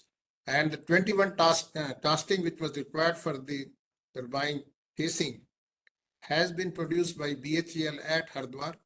Matter of great pride for all of us. This is the heaviest casting done in the world at that time. And the casting has come out very successfully with a lot of efforts made. And the degree of repair in a casting was of the same extent what is being done in the country for supercritical units. A remarkable achievement as a part of this project is that given the opportunity this country can do under the so-called in the lighter weight compulsion technology. Next one, please. So this shows a slide on the manufacturing activities of the turbine. The central slide shows the rotor being welded with the narrow gap TIG welding machine. A very advanced welding technique was utilized. The machine came from the France Polysud. On the first slide, you see the casing being done. And on the slide on the right side, you see the nickel-based alloy mnemonic 105. The blades material was produced by Midhani, and machining of advanced nature was done at Hardwar. A dedicated machine was bought for doing this machining on the nickel-based alloys. All jobs have been done very successfully. Next one, please. So this slide shows the control picture of the Dadri test rig, which Dr. Neeraj mentioned, that this facility, which was designed for 30,000 hours, has already accumulated without any incident 24,000 hours. With the first version, material was cut, and the advanced materials have also accumulated almost more than 12,000 hours operated. It's really remarkable that this small facility has demonstrated the confidence in manufacturing of components and their operation at temperature of 700 plus without any incident. The walls were made in this country, and all the manufacturing technology for this was done at BHEL Tirchi successfully. Next one, please. So I would just like to close my presentation and touching upon that the AUSC provides means for better utilization of coal reserves and reduction in the emissions. A very challenging R&D project. I would say, to my knowledge, very rarely we have these projects which are on mission mode. And this particular project had multiple monitorings. So one, the overarching committee headed by the principal scientific advisors with the secretaries and CMD, NTPC, CMD, BHA, Director IGCAR has been successfully executed. And I must say from my experience that high level projects need continuous monitoring so that the guidance and directions can be made available and jobs can be done in time. This project has demonstrated the desired level of confidence in design, production of materials, both raw casting in the country and manufacturing of components on the full scale type. So per se, there is absolutely no concern on the entire project on the manufacturing and design. It also shows that if the organizations work together, we can take new advanced technologies to the logical end. As Dr. Neeraj mentioned, the first project would need the government grant. Next one, please. Thanks a lot, please. Thank you very much for the patient hearing. Thanks a lot. Mr. Praveen Gupta, I think now I can request you to Yeah, speak on the prospects of higher efficiency thermal power plants in the Indian power sector. Mr. Praveen Gupta, he is the member thermal and ex officio additional secretary to the government of India. See you. Thank you, sir. Thank you for giving me this opportunity. My presentation will be, sir, on future of coal-based power plants in India. What CA has projected in future, the prospects of coal-based power plants. Are you able to see my presentation? Yes, Yes. yes. Yeah. Sir, if we see our installed capacity as of now is around 425 gigawatts, and out of that 50% is coming from coal. Around 213 gigawatt is from coal-based power plants, including lignite of around 6,600. But the generation, if you see, 70 to 72% generation is coming from coal-based power plants. So this slide is just to tell you that the coal is a major generation provider. Whatever demand we have projected in future, as per the 20th EPS, Electric Power Survey, which is published by CEA, it is giving a peak demand of around 277 in 26-27, which will be which will increase to around 367 gigawatts by year 2031-32. And our energy requirement, which is as of now around 1400 BU, will increase to around 2500 BU. The demand growth which we have considered, not we have considered, the which has been derived from the projections, is around 6.5% both in terms of peak demand and in energy requirement. We are envisaging in from 21-22 to 26-27, and in later 5 years we see that it will grow, peak demand will grow at around 5.75%, and the energy requirement will increase by 5.33%. So during the current year, the peak demand of the country touched around 241 gigawatts in the month of September 23, and which occurred fortunately during the solar hours. And in spite of having a huge installed capacity from solar, 72 gigawatts, and wind of around 44 gigawatts, the total capacity available from these sources on that day and that time of peak, when the peak occurred of 241, was only 43.5 gigawatts. And with the support of other sources, including coal, nuclear, and others, we could meet that demand. But during non-solar hours, on the same day, the peak demand was observed at around 216 gigawatt, and the available capacity from solar, of course, will be zero because it was in the night time, and the wind was only 8.2 gigawatts, thereby shifting all the burden on the coal-based power plants. And as you know that gas is not available, it is available at a very limited quantity. So all the burden of meeting the demand was on the coal-based power plants. I'm just giving you this slide, this perspective, just to tell you why coal has become more important, although we are growing at a very fast pace with renewables. NEP has been already notified by Central Electricity Authority, and one more report on optimal generation mix has been published, which gives the projections of coal capacity requirement by 2030, and in NEP you will see the requirement till 2031 and 32. If you see up to 2030, our coal lignite capacity, which we will be needing to meet the demand, will be around 251 gigawatts, whereas our solar and wind capacity will be touching around 400 gigawatts. So in 32 again, the coal capacity will be increased from 251, which was projected in 2030, to around 260 gigawatts by 2032. This is the, if you see in terms of generation, we are projecting that right now we are at 70.5% from coal.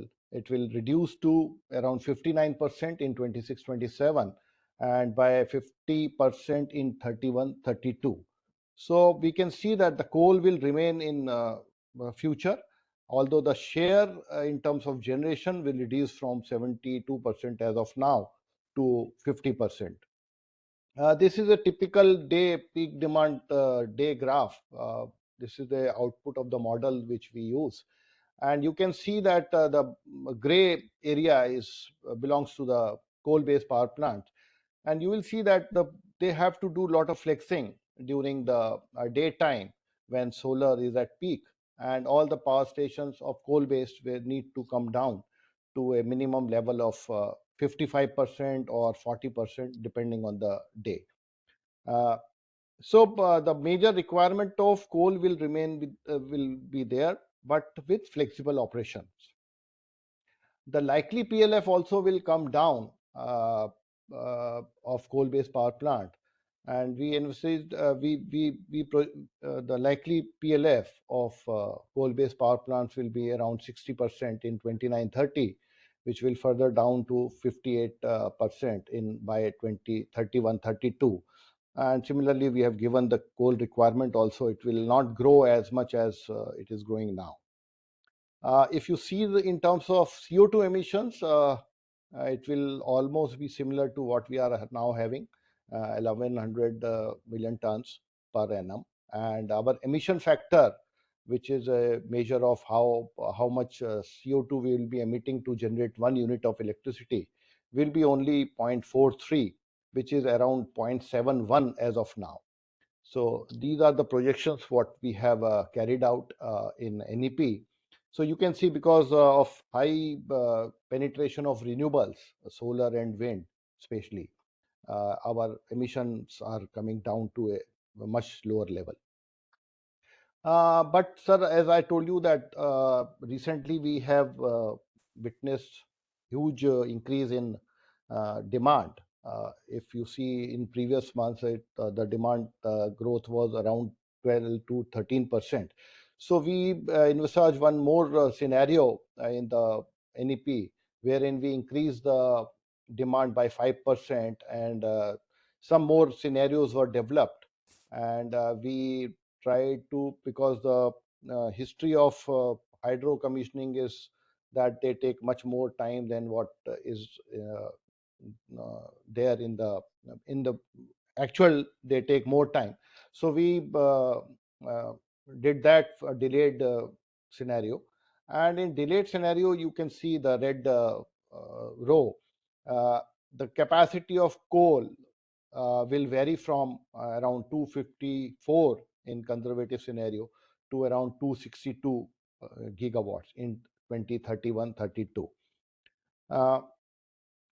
Then this is just in a pie chart that our coal requirement will be this much. Again, we did a sorry, just a minute.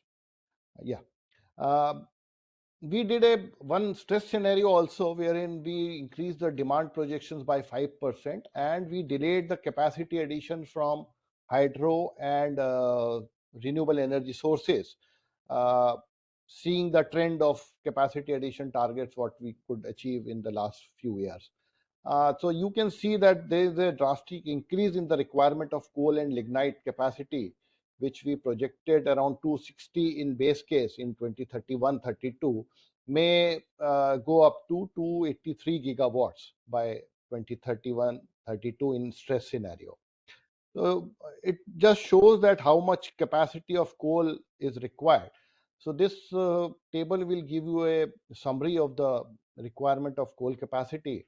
So in base case, as I told you, we need 260 gigawatts of coal-based capacity, installed capacity, and in stress scenario, we need 283 gigawatts of coal capacity. If we consider stress scenario here, we know that we already are having around 214 gigawatts of capacity from coal-based power plants, and we are planning to retire around only 2,000 megawatt by 2030. So balance capacity which we need to be added is around 71 gigawatts.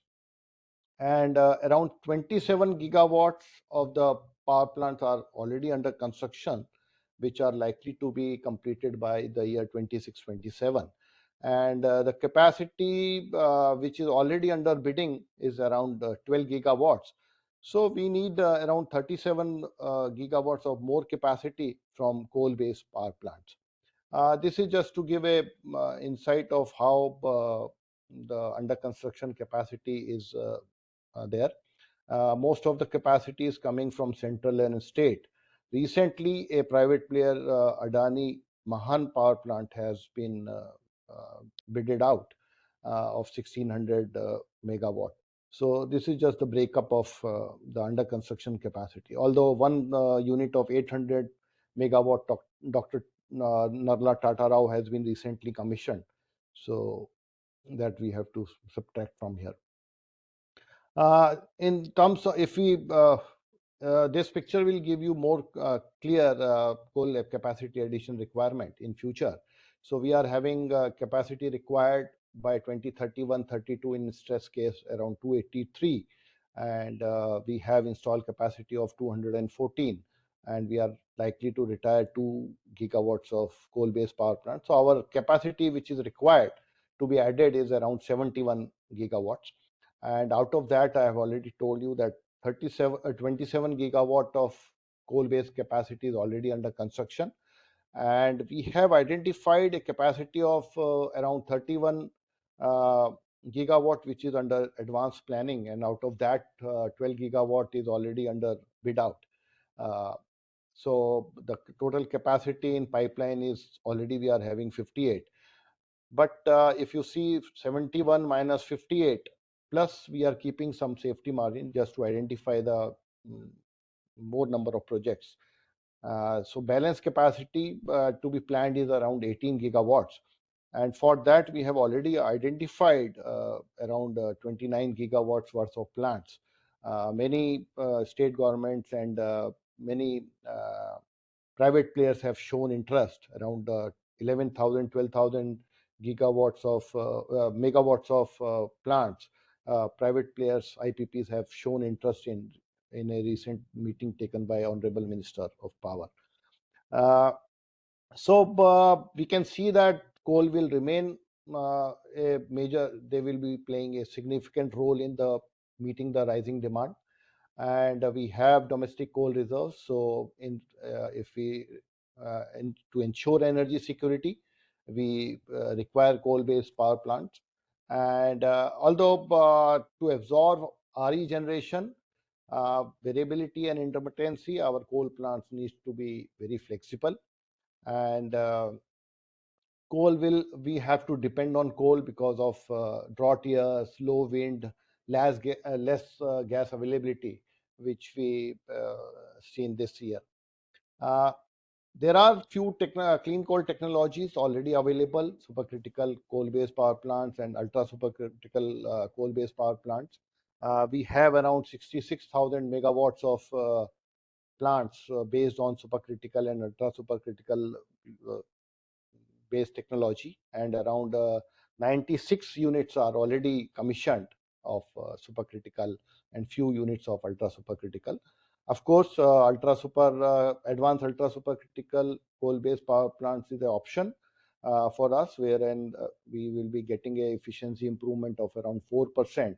And as Mr. Neeraj Sinha told us, that it will be around 60 grams of CO2 we will be saving if we compare it to ultra supercritical plants. Sir, we have done some studies for 2047 also, wherein we have seen that that coal-based capacity, installed capacity, will be only 236 gigawatts, because many of the plants which are existing of subcritical will be retiring. And although we will be needing around 27 gigawatts more coal-based capacity addition from the base capacity of 2031 and 32. So because most of the plants will be retiring, they will be completing their life. So it is just to show how our coal-based capacity requirement will be there in up to 2047. So this is all, sir, I have. Thank you very much. Thank you, sir.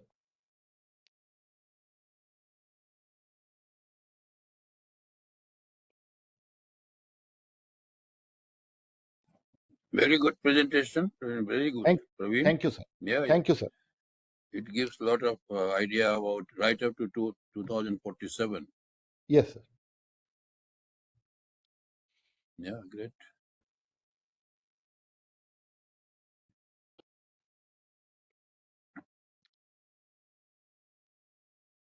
The next Bajaj Saab.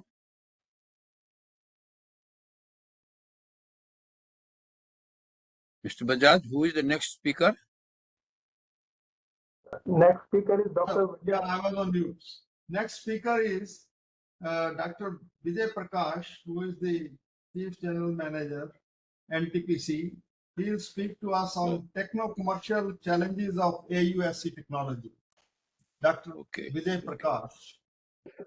So good morning or good afternoon. Respected Sai Saab, respected Bajaj Saab, Chairman is CA who has joined for a short while, I think is still there in the meeting.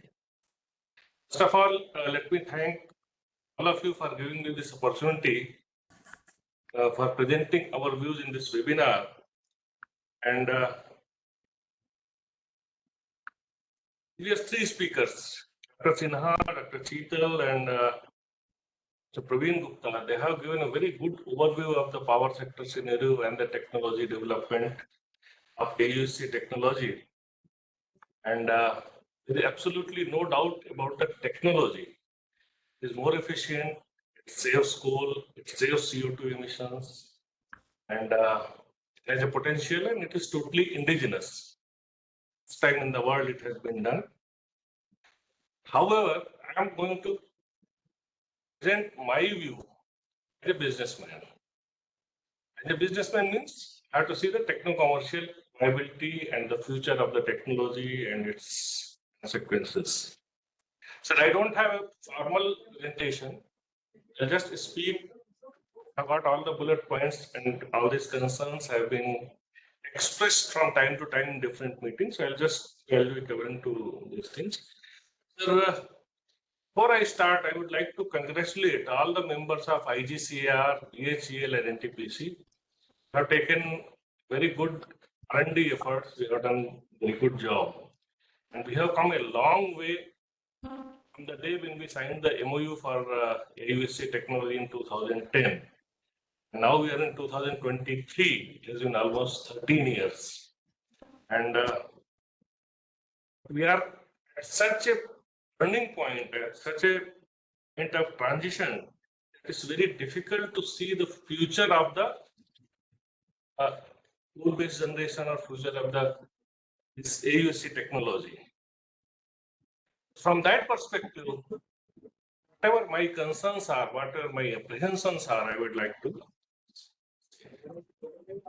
Being a business organization with a difference, like I don't invest my own money in this business. I have to take from public. There is my investments, or whether it's my loans, or whether I get a grant from Government of India, all are public money. And once I take up any project, so I have to justify each and every penny spent on this project based on the commercial aspects. And then we have a regulated system, we have CRC, we have different other agencies. So that's why my worries are. Just let us see, I'll just give you a very small overview of the power sector. In 2020, 3 years ago, we used to take a pride in saying that for the last 5 years, we have not awarded any thermal power project. And in 2020, we started considering Talcher Stage 3. And there is a lot of discussion whether we should go for 1 unit of 660 megawatt or 2 units. If we go for 1 unit of 660 megawatts, should we keep provision for expansion of another units? That was the power scenario. We were considered to be power surplus country, and there is no need for thermal. And in many meetings, it was considered as a sunset industry. And slowly it changed, and it changed mostly in the last year and this year because of the unprecedented power demand. And today, the situation is entirely different. We have an unprecedented massive capacity addition program in NTPC. We have, like Mr. Praveen Gupta has said, entire country has a capacity addition program. In NTPC, we have 8,600 megawatt thermal only under construction, 5,600 megawatt under bidding, plus another 10,000 megawatts additional capacity. It means we are providing consultancy to other SEBs.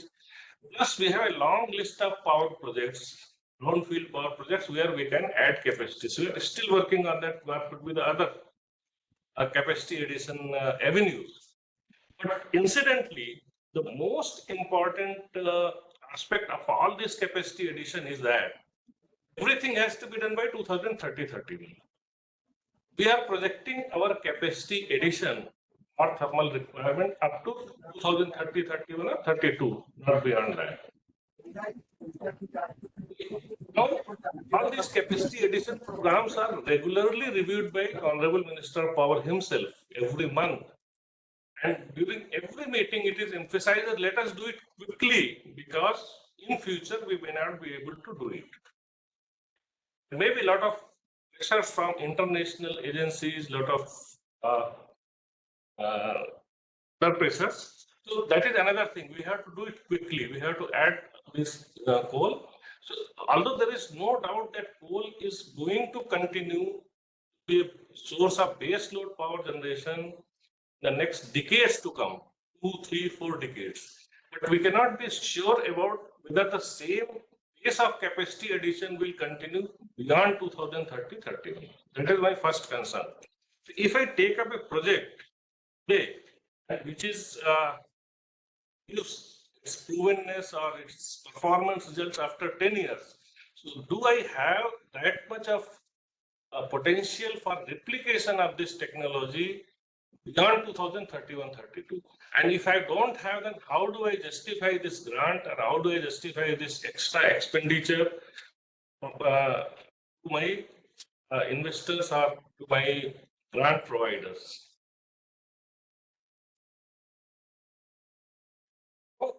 Apart from this, replication is one issue which has been discussed, deliberated, and regarded at several levels, including a review meeting by Ministry of Power. It was regarded was that there is not enough opportunity for replication, and that's why there was a little bit of slowdown on this technology. But again, this power sector means the thermal capacity addition has all of a sudden gained pace at very fast pace. Again, in future, that the same pace will continue or will stop after that? That is not. Second thing comes like we produce power and we are regulated by CERC. We have to control our total cost of project as well as the cost of generation. So definitely we are getting some gain out of this increase in efficiency. We are getting some gain in terms of CO2 reduction.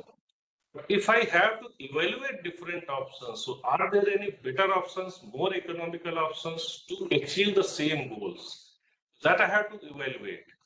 And many times it has been discussed, it has been studied, there are different other alternatives also which can give me more economical options without any uncertainty about the replication of technology or the provenness of technology. One thing is that use of biomass, which is a carbon neutral fuel.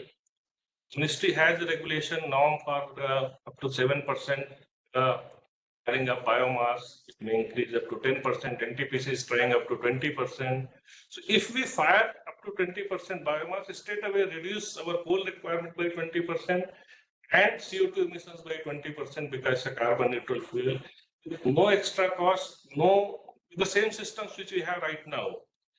Similarly, there is another technology which China is testing, that is double reheat system. So that is also increasing the efficiency of the boilers. So that can be also be explored.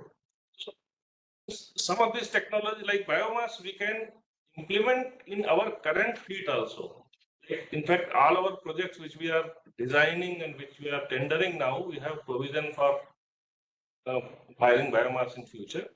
So the only issue is that with the availability of commercial biomass, once that is sorted out, there is no issue. We can achieve it much more easily. Another constraint with the AUSC technology is that use of nickel alloys. So, in fact, the technology indigenous, we have developed tubes, we have developed turbines, we can manufacture. But nickel we still have to import. So that import dependence will always be there. So that is another thing which will affect my business in the long term, and my prices, everything will be governed by the foreign countries who are supplying nickel. Although I am able to manufacture, I am able to make the tubes, I don't generate enough nickel to do that. And next point is that there are a lot of policy changes going on all over the world, and people are exiting from the coal business. So when I joined, I think till 2010, there were so many OEMs, so many vendors for coal-based thermal power plants. As on date, we have only 2. And recently, we have bid one project and we got only 1 bid. So people have exited from this business from the concern of carbon and coal. Many of the international banks, funding agencies, they have stopped financing coal-based power projects. And I get a lot of documents from different agencies. They say even if it is for pollution control, even if it's for environmental management, we will not fund coal. So nobody wants to touch coal. Suppose that another very recent thing which has come in the form of carbon border adjustment mechanism. So European Union has decided to put some extra tax on the products produced in the country which have higher CO2 emissions. Likewise, if suppose that the countries who are producer of nickel or the companies who are producer of nickel, they decide, okay, we'll reserve all nickel resources only for the energy storage system, we'll not give it to thermal power plants. That gives me another uncertainty. So what I'm saying, both at the national and international level, there's a lot of policy issues which are yet to be seen, yet to be understood, and that will affect my long-term business. Then every COP, like from COP 26, 27, 28, we are inching towards some decision which is taking away from the fossil fuel business. So this year also there was a lot of deliberation. Last year there was discussion on phase out or phase down, and we have India has managed, rather than coal burning countries have managed. This year again there was some lot of deliberations. In the next 10 years, by 2031, 32, we don't know how it is going to happen. In what way, whether it's in the form of CBAM or whether it's in the form of supply of materials or whether it's in the form of some other mechanism to prevent coal, how it is going to happen, that uncertainty is still there. So in that uncertain environment, taking an investment with a grant of about 6,000 crore rupees, almost double the cost of normal AUSC, that is a factor which is troubling us as a power producer. Suppose that even if, let us assume that everything goes well, and in 2030-31, we come up with a very good design, very perfect design, and AUSC project is working well, and even if there is an opportunity to replicate it, it may not be that massive as it is happening now. There's limited opportunity. Then even then there are few issues. There are issues related to IPR and there is issues related to single vendor, because all the technology which has been developed, that will be with the BHEL only. Every time we have to go to BHEL only with the nomination basis. There is no competitive bidding. There is no competition, no population of this technology in the market. And like Mr. Praveen Gupta has showed in his presentation, in future, even if the technology is successful, that has to be operated at a lower load factor. The moment I lower my plant load factor beyond certain level, advantage of efficiency is gone. 700, 710 degrees centigrade temperature and the efficiency and the materials. If I operate them same at a lower PLF, a lower plant load, those things are lost. So that way means again there is a means and not only that. Apart from efficiency, whether these materials will work in that cyclic loading, how will they perform, what will be their cost of maintenance and cost of operations, those things are be seen. So these are some of the concerns which we have and which we always express at different forums, which I thought I would like to share this August gathering. Of course, the decision has to be taken at the Government of India level.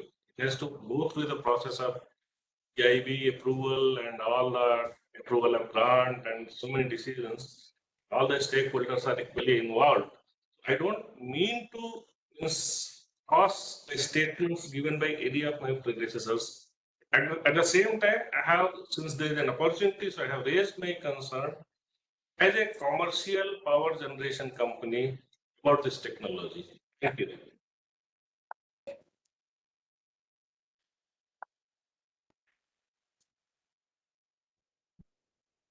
For frankly hearing your concerns with all of us, with this group. And I'm sure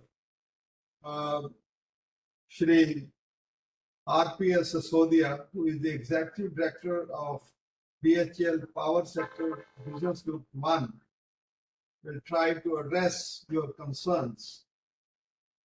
Now I invite Mr. Sasodia.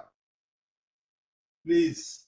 Sir, thank you very much, sir. I am RPS Sisodia, sir, and good afternoon to everyone. And it is an honor for me to present the case in front of the distinct personalities in the power sector, sir. Thank you all. Sir, as far as my friend from NTPC has raised certain issues, as far as this technicalities of the AUSC is concerned, sir, I will not deliberate much because we are quite confident when the company top brains or experts are involved into that, they can definitely develop a technology which is workable and executable. I will only touch the two issues as a manufacturer which we are facing for implementation of AUSC. Sir, if I will put it in the small words, which is also some of the issues raised by Dr. Vijay Prakash also. If I will put in few words, that is the challenge in supply chain. Sir, there is no doubt about that. If I have to go for the commercial scale, I need a good vendor base specifically for special materials being used in AUSC. And majority of this special vendors, as a BHEL manufacturers, we are dependent on these foreign suppliers. These players are looking for the scale of opportunity. I will say how much investment is needed at their end so that they can address this market. The business scenario should be crystal clear about this also. What we are going up with this also, are we going to set up only one unit as a demonstration plant, or we are going to have a fleet of the AUSC? Unless until, sir, that clarity is available, these vendors or manufacturers, basically mainly for the special alloys where forgings are also being a big concern for us also, they are not coming forward with a firm commitment with respect to their commercial scale production. So if you will see the Indian power sector history, basically we have assimilated technologies from the western side, and we have assimilated it to that extent that improvisation has been done to meet the Indian demands also, Indian conditions also. But in this journey, we have also taken the benefits of the many manufacturers developed by the Europeans and the American suppliers. Maybe in some cases, Japanese also was there also. But with the current scenario in the world where coal-based power station construction is a very limited window, which is always shown there, there is a reluctancy on their part to make a further investment unless until business scenario is crystal clear about the AUSC. So this is the challenge number one. Challenge number two is that, sir, in the last 5-7 years, there is a very low ordering of the coal-based power station. Many established manufacturers have turned away from the coal base and they have shifted their requirement to meet the other sectors also. With the sudden spread in the demand in the coal base, particularly in India and China, that is also a big challenge, sir. Keeping them engaged to meet our requirement for critical or ultra supercritical power station also. At the same time, giving them some comfort that AUSC fleet will come in a big way, which can justify investment at their end. So these are the two big challenges which we understand with respect to the AUSC. As far as, sir, developers perspective, I will only say that we can develop a product which is marketable and executable, but it is ultimately the desire or the wish, or I will say the requirement of the developer whether to go for it or not. So we are expecting from the Indian developers, if there is a clear-cut understanding of this, how much they are keen to go for the AUSC. So it is very difficult to take on board our supply chain suppliers on board, where I can give a comfort that definitely when we are going for the commercial or commercial scale production, everything is in place, sir. These are the two big concerns, sir. Third concern is a smaller concern, sir, which we are definitely going to address at our end also. In the last few years, because there was a scenario when the world is going from the energy transition from the coal-based towards the renewable, there is a not only depletion in the capacity of the manufacturers, but at the same time, there is a bigger concern is that competency level has also gone down a large in the power sector. That needs to be taken up with the coming up fleet of this supercritical or ultra supercritical stream. It is our responsibility at the BHL end also. Now we are also engaging our manufacturers, vendors, so that they can also scale up that manpower competency to meet this requirement also. So these are the three main challenges which we face with respect to the AUSC. I will again reiterate again that Chetal sir will also supplement it also. As far as the technology demonstration is concerned, technology workable, executable is a concern. We are confident that whatever Indians' brains and Indians expert has done it, they can meet the expectations of the market. This is the few things I would like to state from our side, sir. Thank you very much, sir. Thank you, Mr. Sisodia. We are fortunate in having Shri Ghanshyam Prasad, Chairperson, CA, and ex-officio Secretary to the Government of India, as our chief guest. I now request Mr. Ghanshyam Prasad to please deliver his talk.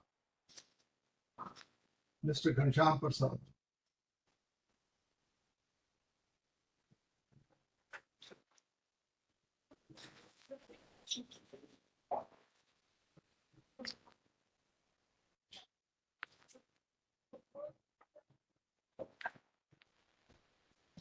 Ghanshyamji is there? Is he connected, Rawat? Mr. Ghanshyam? He is mute, sir, mute. Namaskar, sir. He is connected. I'm there, sir. August. He is there. He is there now. Okay. Mr. Ghanshyam Prasad is there.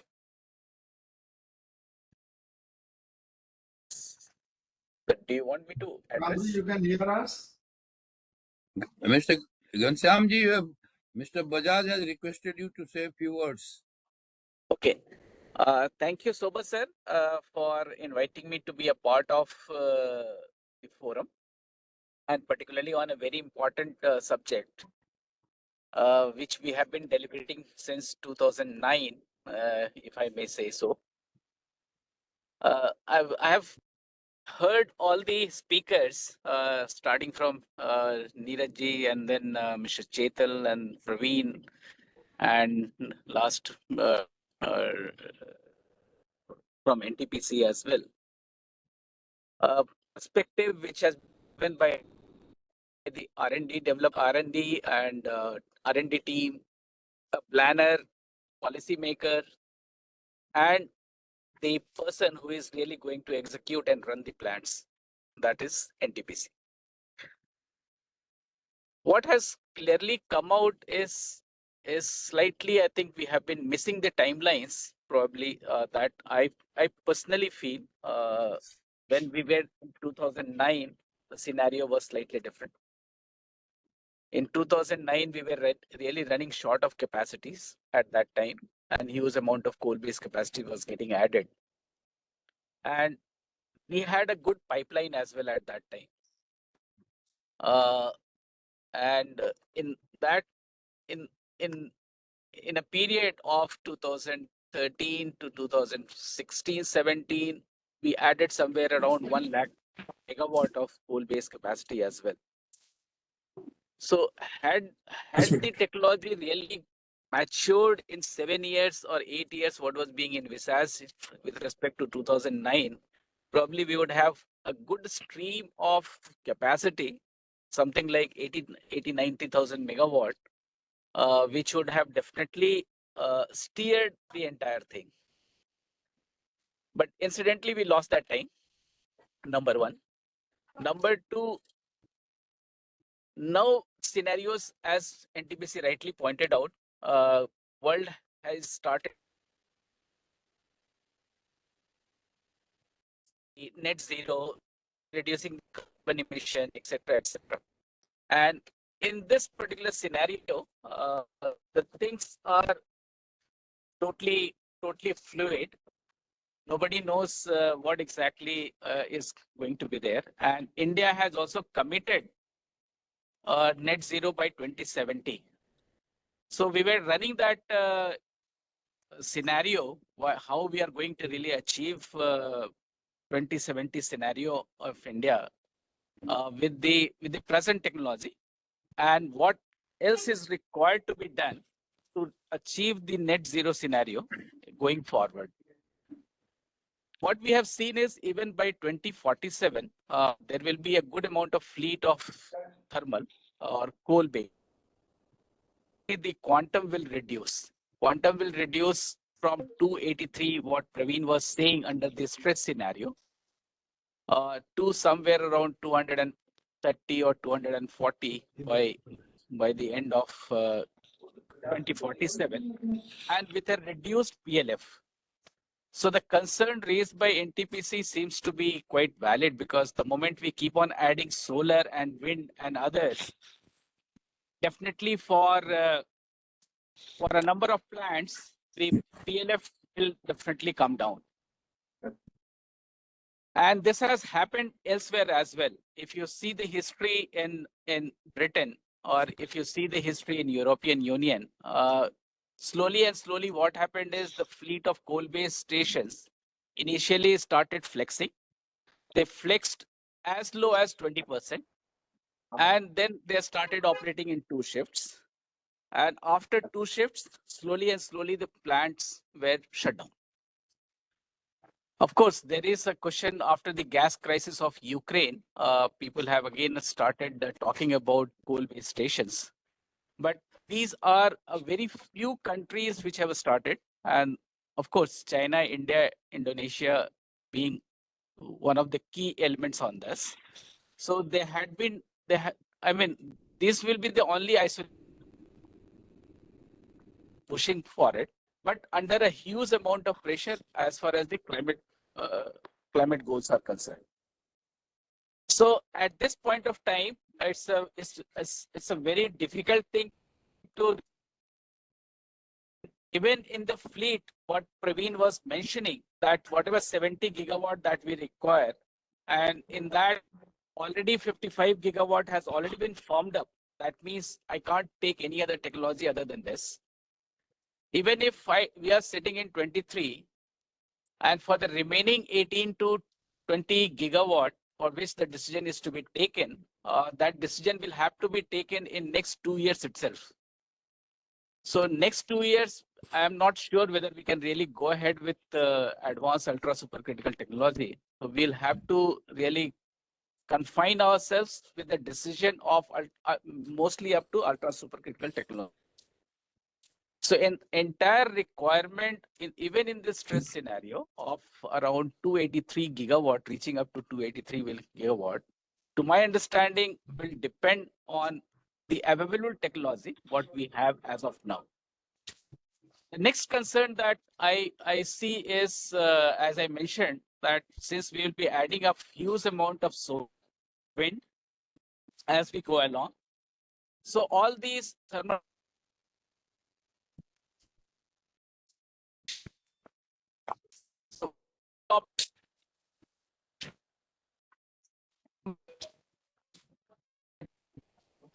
I think connectivity is getting a little low. now, is it okay, sir? Now? No, okay. So what I was saying is, it will really become very difficult to get to this.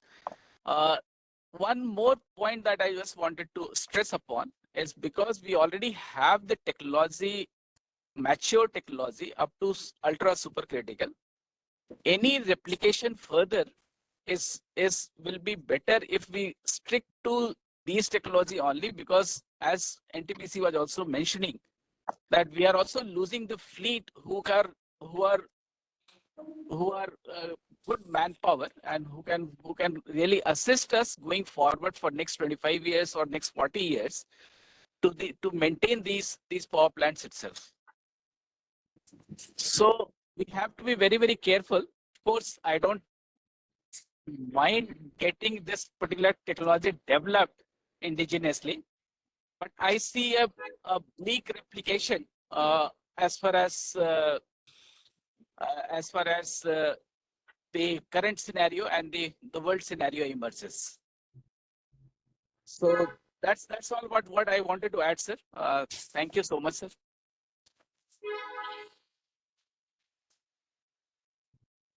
Thank you, Mr. Ghanshyam Prasad.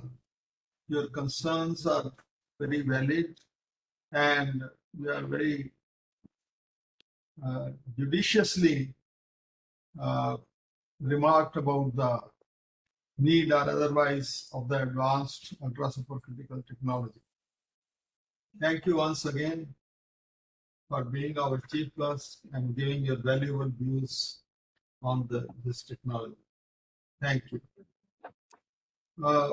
When we are running much behind schedule by about half an hour, and before we go to the question and answer session, I would like to say that most of the speakers have spoken very clearly and unambiguously, and I think much of our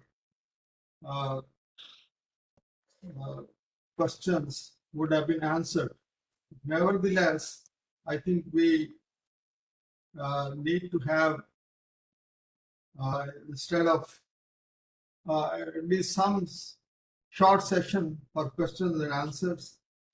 And Mr. Shai, would you allow, instead of 1:30, it may go to, I believe, maybe 1:45 or so.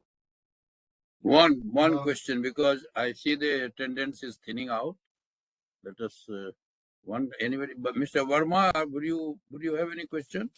Comment, quick comment. I have a quick comment, sir. You are aware that a research was being carried out by the European Union along with USA to adopt a temperature of 700 degrees centigrade on thermal power stations. This research was finally dropped there because there were some issues regarding the material development as well as the feedback from the normal supercritical units which we have adopted now. From Germany, there was a feedback of the boiler tube failures for the high temperature brittle failures were there. And my German friends, I had talked with them, and they were doing some research activities on that. And now, with this technology, still a higher supercritical technology, once we find that there is no actually the necessity of this, it doesn't appear to be there in view of the net zero, etc. And my view is that we should not spend any amount of money on this research, which is not going to be useful for our applications, etc. Okay. I think I'll request Mr. Chetal to answer. Give his. Okay. I will answer number of questions. It's very unfortunate that we do not know what happened in Germany power stations and what is the relationship that with the AUSC. Germans had faced problem in T23, T24. We don't use that material in the AUSC actually. So second part is this partial information flowing from somewhere in the world. Question शुरू हुए हैं. It's a very risky until unless you know what has happened in a power station and extend to the entire thermal power station. Thank you. So supercritical units in India. Bajaj sir, mute yourself. Bajaj sir, mute yourself. Yeah. Thank you. Go ahead. So go ahead, Chetal. if you're Sorry, saying, Dr. If you're Neeraj Sinha is saying- back and he may also like to give his views. so let me answer that. So first part is Germany. Yes, yes. So Germany had done work on AUSC. Since they do not need thermal power station, it is not the issue of the AUC technology which was in doubt in Germany. US has spent enormous money in last 25 years.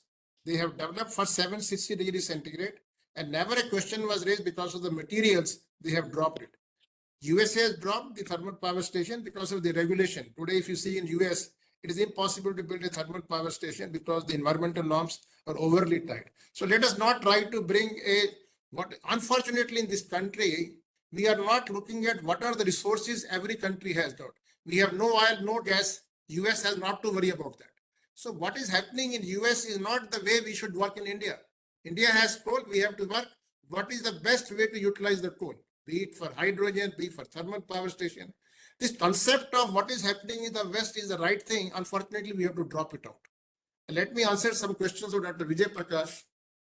First point, he mentioned that BHL will be the only technology. That is one reason why AUSC should not come. It's a little unfortunate because I know in space, today in the space program, everything is done by two private industries.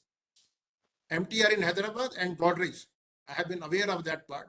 So I think this issue that it can always be adjusted between two big public sector organizations, what is the pricing, and we in the atomic energy used to have one time a cost plus basis, which has been dropped now. That is not a reason to say that one reason to not to have AUSC because BHEL will have only technology. I think these issues are very mild, it can be handled. Second part is we must realize that no supercritical plant come without nickel based alloys. We have Super 304 in supercritical, which contains nickel, 9% nickel. We are talking about AUSC nickel. I do not see in the entire international scenario nickel available at many resources. It's not that there is only one country in the world. Nickel is available, and today entire stainless steel in the industry, be in the process industry, be for refineries, be for thermal power station, you need nickel. Maybe different type of stainless steel. You have today 9% nickel in Super 304.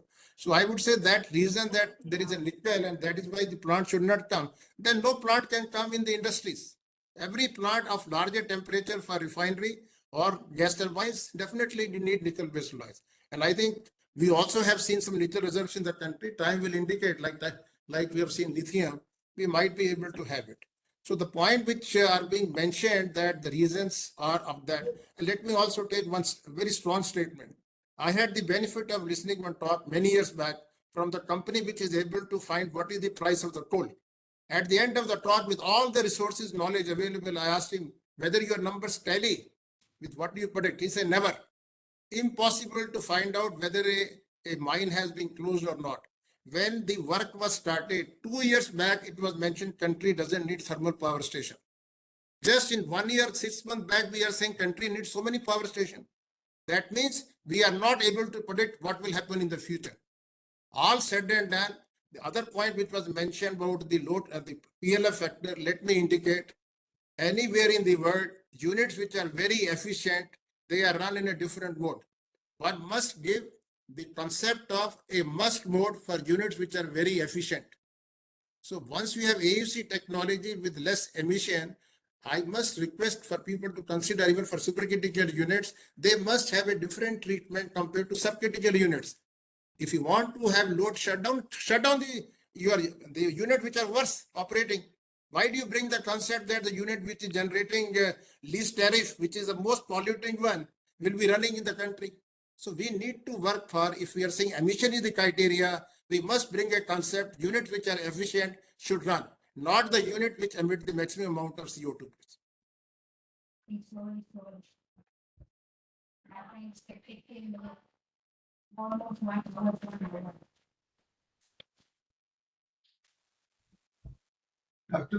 Dr. Sinha, you have anything to say?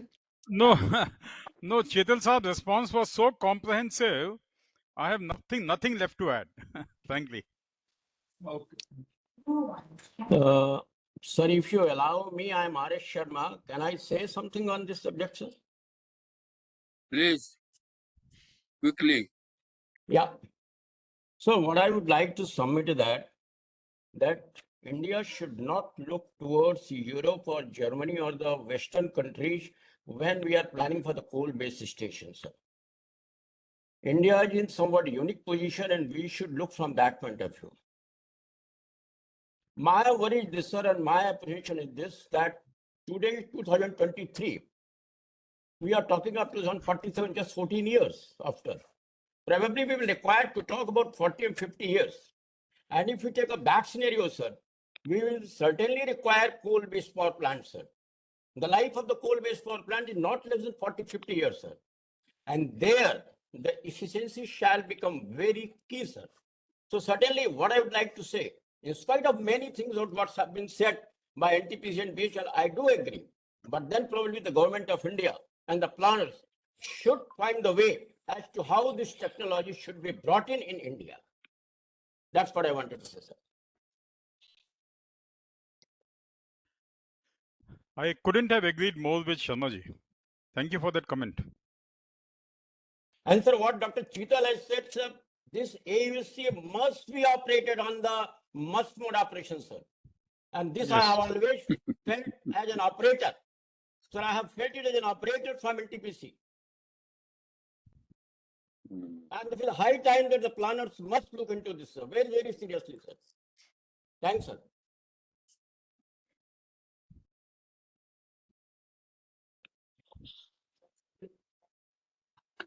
Sir, may I add one thing, sir? Yes, please, Ghanshyamji. I think what has been left to the planner now, very good comment. So as a planner, we are really don't have much of choice. At one place, solar says I must run. Take whatever I generate, you must take into the grid. Wind says I also don't have any option. We are also must run. So all the renewables are must run. Nuclear again says, okay, I can't flex because of my technology requirement. So I am also must run. So you have whatever I generate at any given point of time, you please take it. So which is that resource in India which will take care of fluctuating demand? True. I really don't know. So, and I mean, we have to see everything. That is number one. Number two, the changing scenario, what I was talking about. That means now the industrial load, which is prime in India, they will be shifting towards RE because they will have to produce green products if they really want to remain in the export orientation or in that space. And that is how we are constructing another scenario, and we are trying to have another product in the entire power system, and that is RE-RTC type of a concept, which is again going to serve me as a base load plant, but that will be renewable. So we have various constraints as a planet. Simply saying that a particular technology will have to have a must-run conditions doesn't solve the problem at all. Right now, we are sitting at 100 plus odd RE only. This capacity is going to go to 500 gigawatt by 2030. It is going to be around 1200 gigawatt by 2047. With a fleet of hardly 230 or 240 gigawatt of coal base, naturally they will have to flex even to zero many a times. All of them. So, I mean, just wanted to add this perspective. Thank you, sir. Sir, in a technology area and planning, there is no scope of being emotional or sentimental about it. And we must see our requirement and then go ahead. We have no experience of this unit anywhere like that.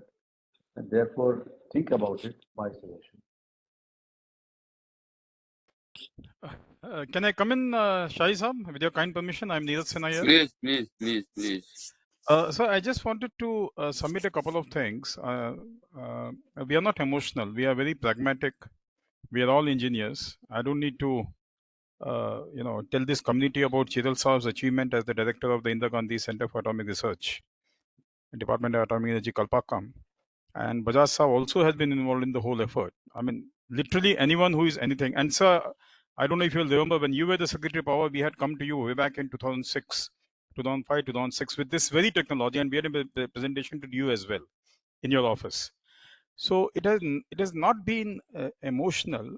All I have always wondered is, where do we talk about indigenization? Where do we talk about Make in India? Is everything a rhetoric? Are we just lip syncing what the PM is saying without being responsible technocrats of the country, and without bothering and without having a conscious of importing cheap solar photovoltaic cells from China, via Vietnam, or via Bhutan, or via where, I don't know where they come from. And these cells, let me repeat Dr. V.K. Saraswat, who is also well known in the country. He's member SNT in the Niti Aayog, as all of you know. He keeps telling us that after 10 years, all these cells are going to degrade. And the degradation will be so fast that we don't know where to put this material away. It's polycrystalline silicon, which is literally poisonous to the atmosphere. Here we have a technology which is totally homegrown, and if you don't use it once, you will never use it ever. I mean, had we not experimented for 3 decades in solar photovoltaic technology through the efforts of the MES and the industry, we wouldn't be here today at 1.5 rupees a unit. There is no emotion. I mean, this is only statement of facts. And finally, as far as the flexible operation is concerned, the views of the chairmen here are very well founded. They are very well appreciated as well. But how do we achieve net zero? There is another target given to us by the Prime Minister, 2070. Renewable energy alone will not take us there. Nuclear energy alone will not take us there. It has to be a mix of all the technologies. What we in the Niti Aayog say is there are 3 conditions where we can talk about as energy planners or energy technocrats or whatever. One is you use completely clean energy, that is renewable energy. The second is you continue with business as usual and don't allow a single kilogram of carbon dioxide to be emitted to the atmosphere. How do you do that? Then you resort to CCUS. Now CCUS is very costly. CCUS is a costly option. It is not easy. It is not technologically viable that way, according to what I had learned when I was in the PS's office. Finally, you come to the third option. It is not that you don't do CCUS. We have to do CCUS as well. We have to fix the carbon dioxide, convert it into useful chemicals. We have to fix carbon dioxide even biologically through whatever technologies are available and not emit it to the atmosphere. That is business as usual. Thirdly, we have to look at technologies which are more efficient, which are state of the art, which have not been done by anyone else in the world. And we are the market leaders. We are the world leaders. Why do we want to put that down? I mean, I don't understand. After 10 years of hard work and after 1,000 crores of investment by the government of India, we are still debating AUSC or no AUSC. I thought we should be debating how do we bring AUSC? What are the bottlenecks we remove? How do we work as a nation to bring a hallmark technology into the power sector and prove the world that India is very serious about getting to net zero by 2070? It is going to be a very good message to the world as well. that we are reducing carbon dioxide, we are reducing coal consumption, we are reducing carbon dioxide emission, and while doing that, we are increasing the efficiency of the thermal cycle. That's all, sir. Thank you so much.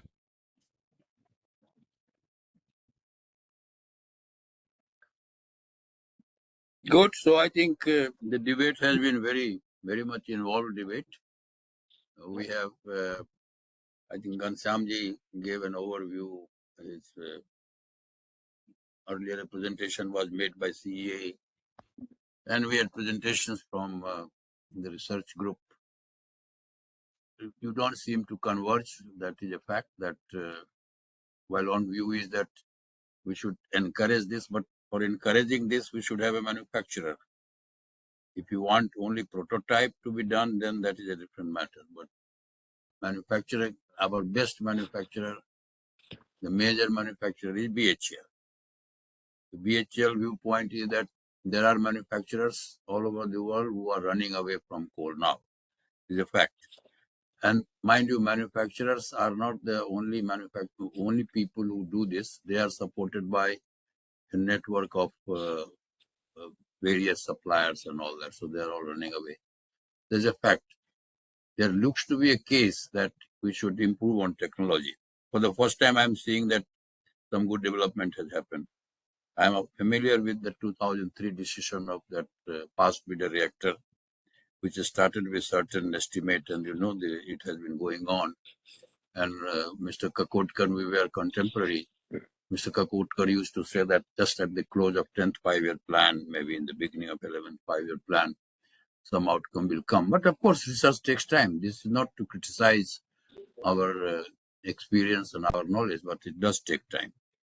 So therefore, when one's fast breeder reactor happens, then you have no problem of fuel and all that. Those things we are discussing. Government has been quite supportive, increasing the estimate from time to time. Here also, I think the figure that you gave, good figures, about 1,500 and odd crores on this ultra advanced, ultra supercritical technology. So I think there is nothing to fight against the bona fide of this technology. The issue is at this stage of time when the country is trying to slightly reduce, not because of any other reason, but because of the reason that one technology that has emerged. It is not our doing. Let us face facts. It is not the United States doing. It is not Europe doing. It is not India's doing. That solar has come. It is all China's doing. I have been very critical of our own colleagues, and I included, myself included. We only talk, and our research has been going on and on many things. I mean, my first interface with solar was when Mr. Sharma was MNRE secretary, and when something on the outskirts of Haryana, we had a receiver technology on solar, and it has been going on and on. So this has happened. Solar revolution has happened because volume has increased and China has, and even now they are doing. Our own people who are manufacturing in India also are greatly dependent on them, but some of them have taken steps to indigenize, not that they are not trying to do it. So it takes time. Now, you have a situation that you get solar power where coal is not there. And therefore, you get that power and you have land for the present. How long it will go, 700 gigawatt or 1200 gigawatt, which Ghanshyam was mentioning, there also there will be a limit. So for the present, all of us have converged that what was being talked 5 years back, that coal has no future. Today, we have converged that coal has future for India, because that is our domestic resource. And I have myself written a couple of pieces establishing that proportion of coal will go down in next 40 years, but absolute value of generation will be increased in 40 years also, around 35, 40 years. So, and then capacity addition, there was a very comprehensive presentation by CEA, considering also the fact that some of the things may not happen. Hydro will be delayed, nuclear. The other day I was chairing a session on nuclear. Nuclear people say that nuclear is the solution. We support that. But I said that can we have in next 10 years 5% nuclear, and 5% in next years would be something like 40,000 megawatt. Nuclear track record of doing the project has been abysmally poor for a variety of reasons, because our engineers are the best, scientists are the best, but all that we have done so far is less than 7,000 megawatt. So now we are trying to catch up. So maybe I only hope that by 30, 31, 32, they come to something like 5%. 5% is also looking a far cry. And nuclear also wants base load, must run a condition. You will have ultra supercritical, advanced ultra supercritical also on must run. And Ghanshyamji was rightly trying to put his problem. If everybody wants to be must run, then where do we go? It is not possible. It is not at all possible. Right in the beginning, I made some opening remarks that really we have got the full advantage of even supercritical and ultra supercritical. I am not very sure, because a partial load, you drastically get into problem of heat rate. That partial load, if you run at 50%, 55%, 60%, you don't get the benefit that you worked for, even on the supercritical. So those are the issues. I would say that in coal sector, even to support what we have and what we are going to add in coming years, and we are going to add something like 70, 80,000 megawatt that was projected. That we do in the best possible way. If BHL can come up with, maybe we can have preference for BHL. And my own experience in 2002-3 was that we had put 23,000 megawatt in the 10th 5-year plan from supercritical, 23,000 megawatt. And BHL was still struggling whether they should do the collaboration with Siemens or somebody else. And then we had to postpone it to the 11th 5-year plan, many of them. So I think these are the issues that are live, important issues. And both BHL and NTPC presentation had made some commercial issues. Commercial issues cannot be divorced from it. You know the system, the way it works. We tried our best. That can the fund that is coming from the coal cess be diverted to some of these things so they are subsidized. Entire coal cess fund has gone into government kitty, and nobody cares for environmental issues, so it is not coming. So these are the realities of the situation. Otherwise, you can imagine 400 rupees a ton coming from the coal cess. And imagine the 1 billion ton coal you are reaching now, how much money it generates, and some of these things. After all, distribution company will not buy power at higher rate. So therefore, if you have to subsidize these technologies, then you decide those technologies. Bits and pieces supporting some R&D efforts without also recognizing the fact of commercial applications and also the DISCOM's own problems would not work. So if it has to be done, it has to be done in a manner that you get out of. We tried our best. We have written to Ministry of Power. India Energy Forum has raised this issue. Have we been able to get that 400 rupees a ton of this? It was at one time for clean coal technology. Even clean coal technology is not happening. Gasifier, same BHEL system.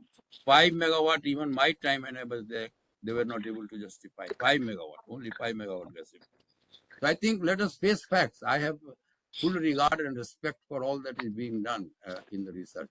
But when it comes to really getting onto it, I mean, finally it has to be translated into manufacturing. And for that manufacturing, you have to have organizations which are committed to this and which have a desire and which have a track record of doing it. I don't think in energy sector we have been able to demonstrate that so far. I think there is full marks for what has been done. But to bring it to the commercial stage, there are issues which need to be taken into account. There are issues even with the supercritical technology. I myself raised that issue. Even with the present supercritical technology, we have this. Even with that, or somebody said nickel has to be imported. I mean, CRGO, we are trying to talk to BHL and should get from transformer from outside. So then I had meeting with steel people, with metal industry people. So we have so many loose ends here and there. And really, India developing some of these things on their own, I think that desire is there. Whether we have put all the things together to see that those desires are met, one has to see that. One has to, including in nuclear. And I mentioned about the fast breeder reactor. So let us continue. I wouldn't say that this things would be stopped, because like all of you, I myself feel that coal will have a place for many, many, many decades. It will have a place. If you can, but more important thing is CCU. You said that CCU, nobody is doing costly and all that. CCU and storage, if you don't do that, I think you're with this rising or with this growing amount of thermal based power, coal based power generation, proportion going down and absolute value increasing, you will still have the problem of carbon dioxide issue. That will definitely be there. We can depend. Our position is dependable. There is no problem on that. But let's agree that this effort should continue to the stage of bringing it to the manufacturing. And organization like BHL and NTPC can support this. This is what we can try. Thank you very much. Thanks a lot. Thank you, sir. Thank you, Mr. Shai. You have very nicely summed up the whole AUSC technology issue. And now time has come for me to thank each one of the speakers and all those who have contributed to this webinar today. Lastly. My special thanks to Mr. Ghanshyam Prasad. Despite his busy schedule, he has been with us. Dr. Neeraj Sinha has been crossing between ministry and this webinar. Thank you very much. I think Thank you, time for me to request Mr. Bhambani, our Secretary General, to propose a formal vote of thanks. It's my proud, thank you, Mr. Bajaj. It is my proud privilege. Ghanshyam ji is doing a tough job. He mentioned that. What do we do? So he's doing a tough job, and I think let us trust Central Electricity Authority and put all our heads together.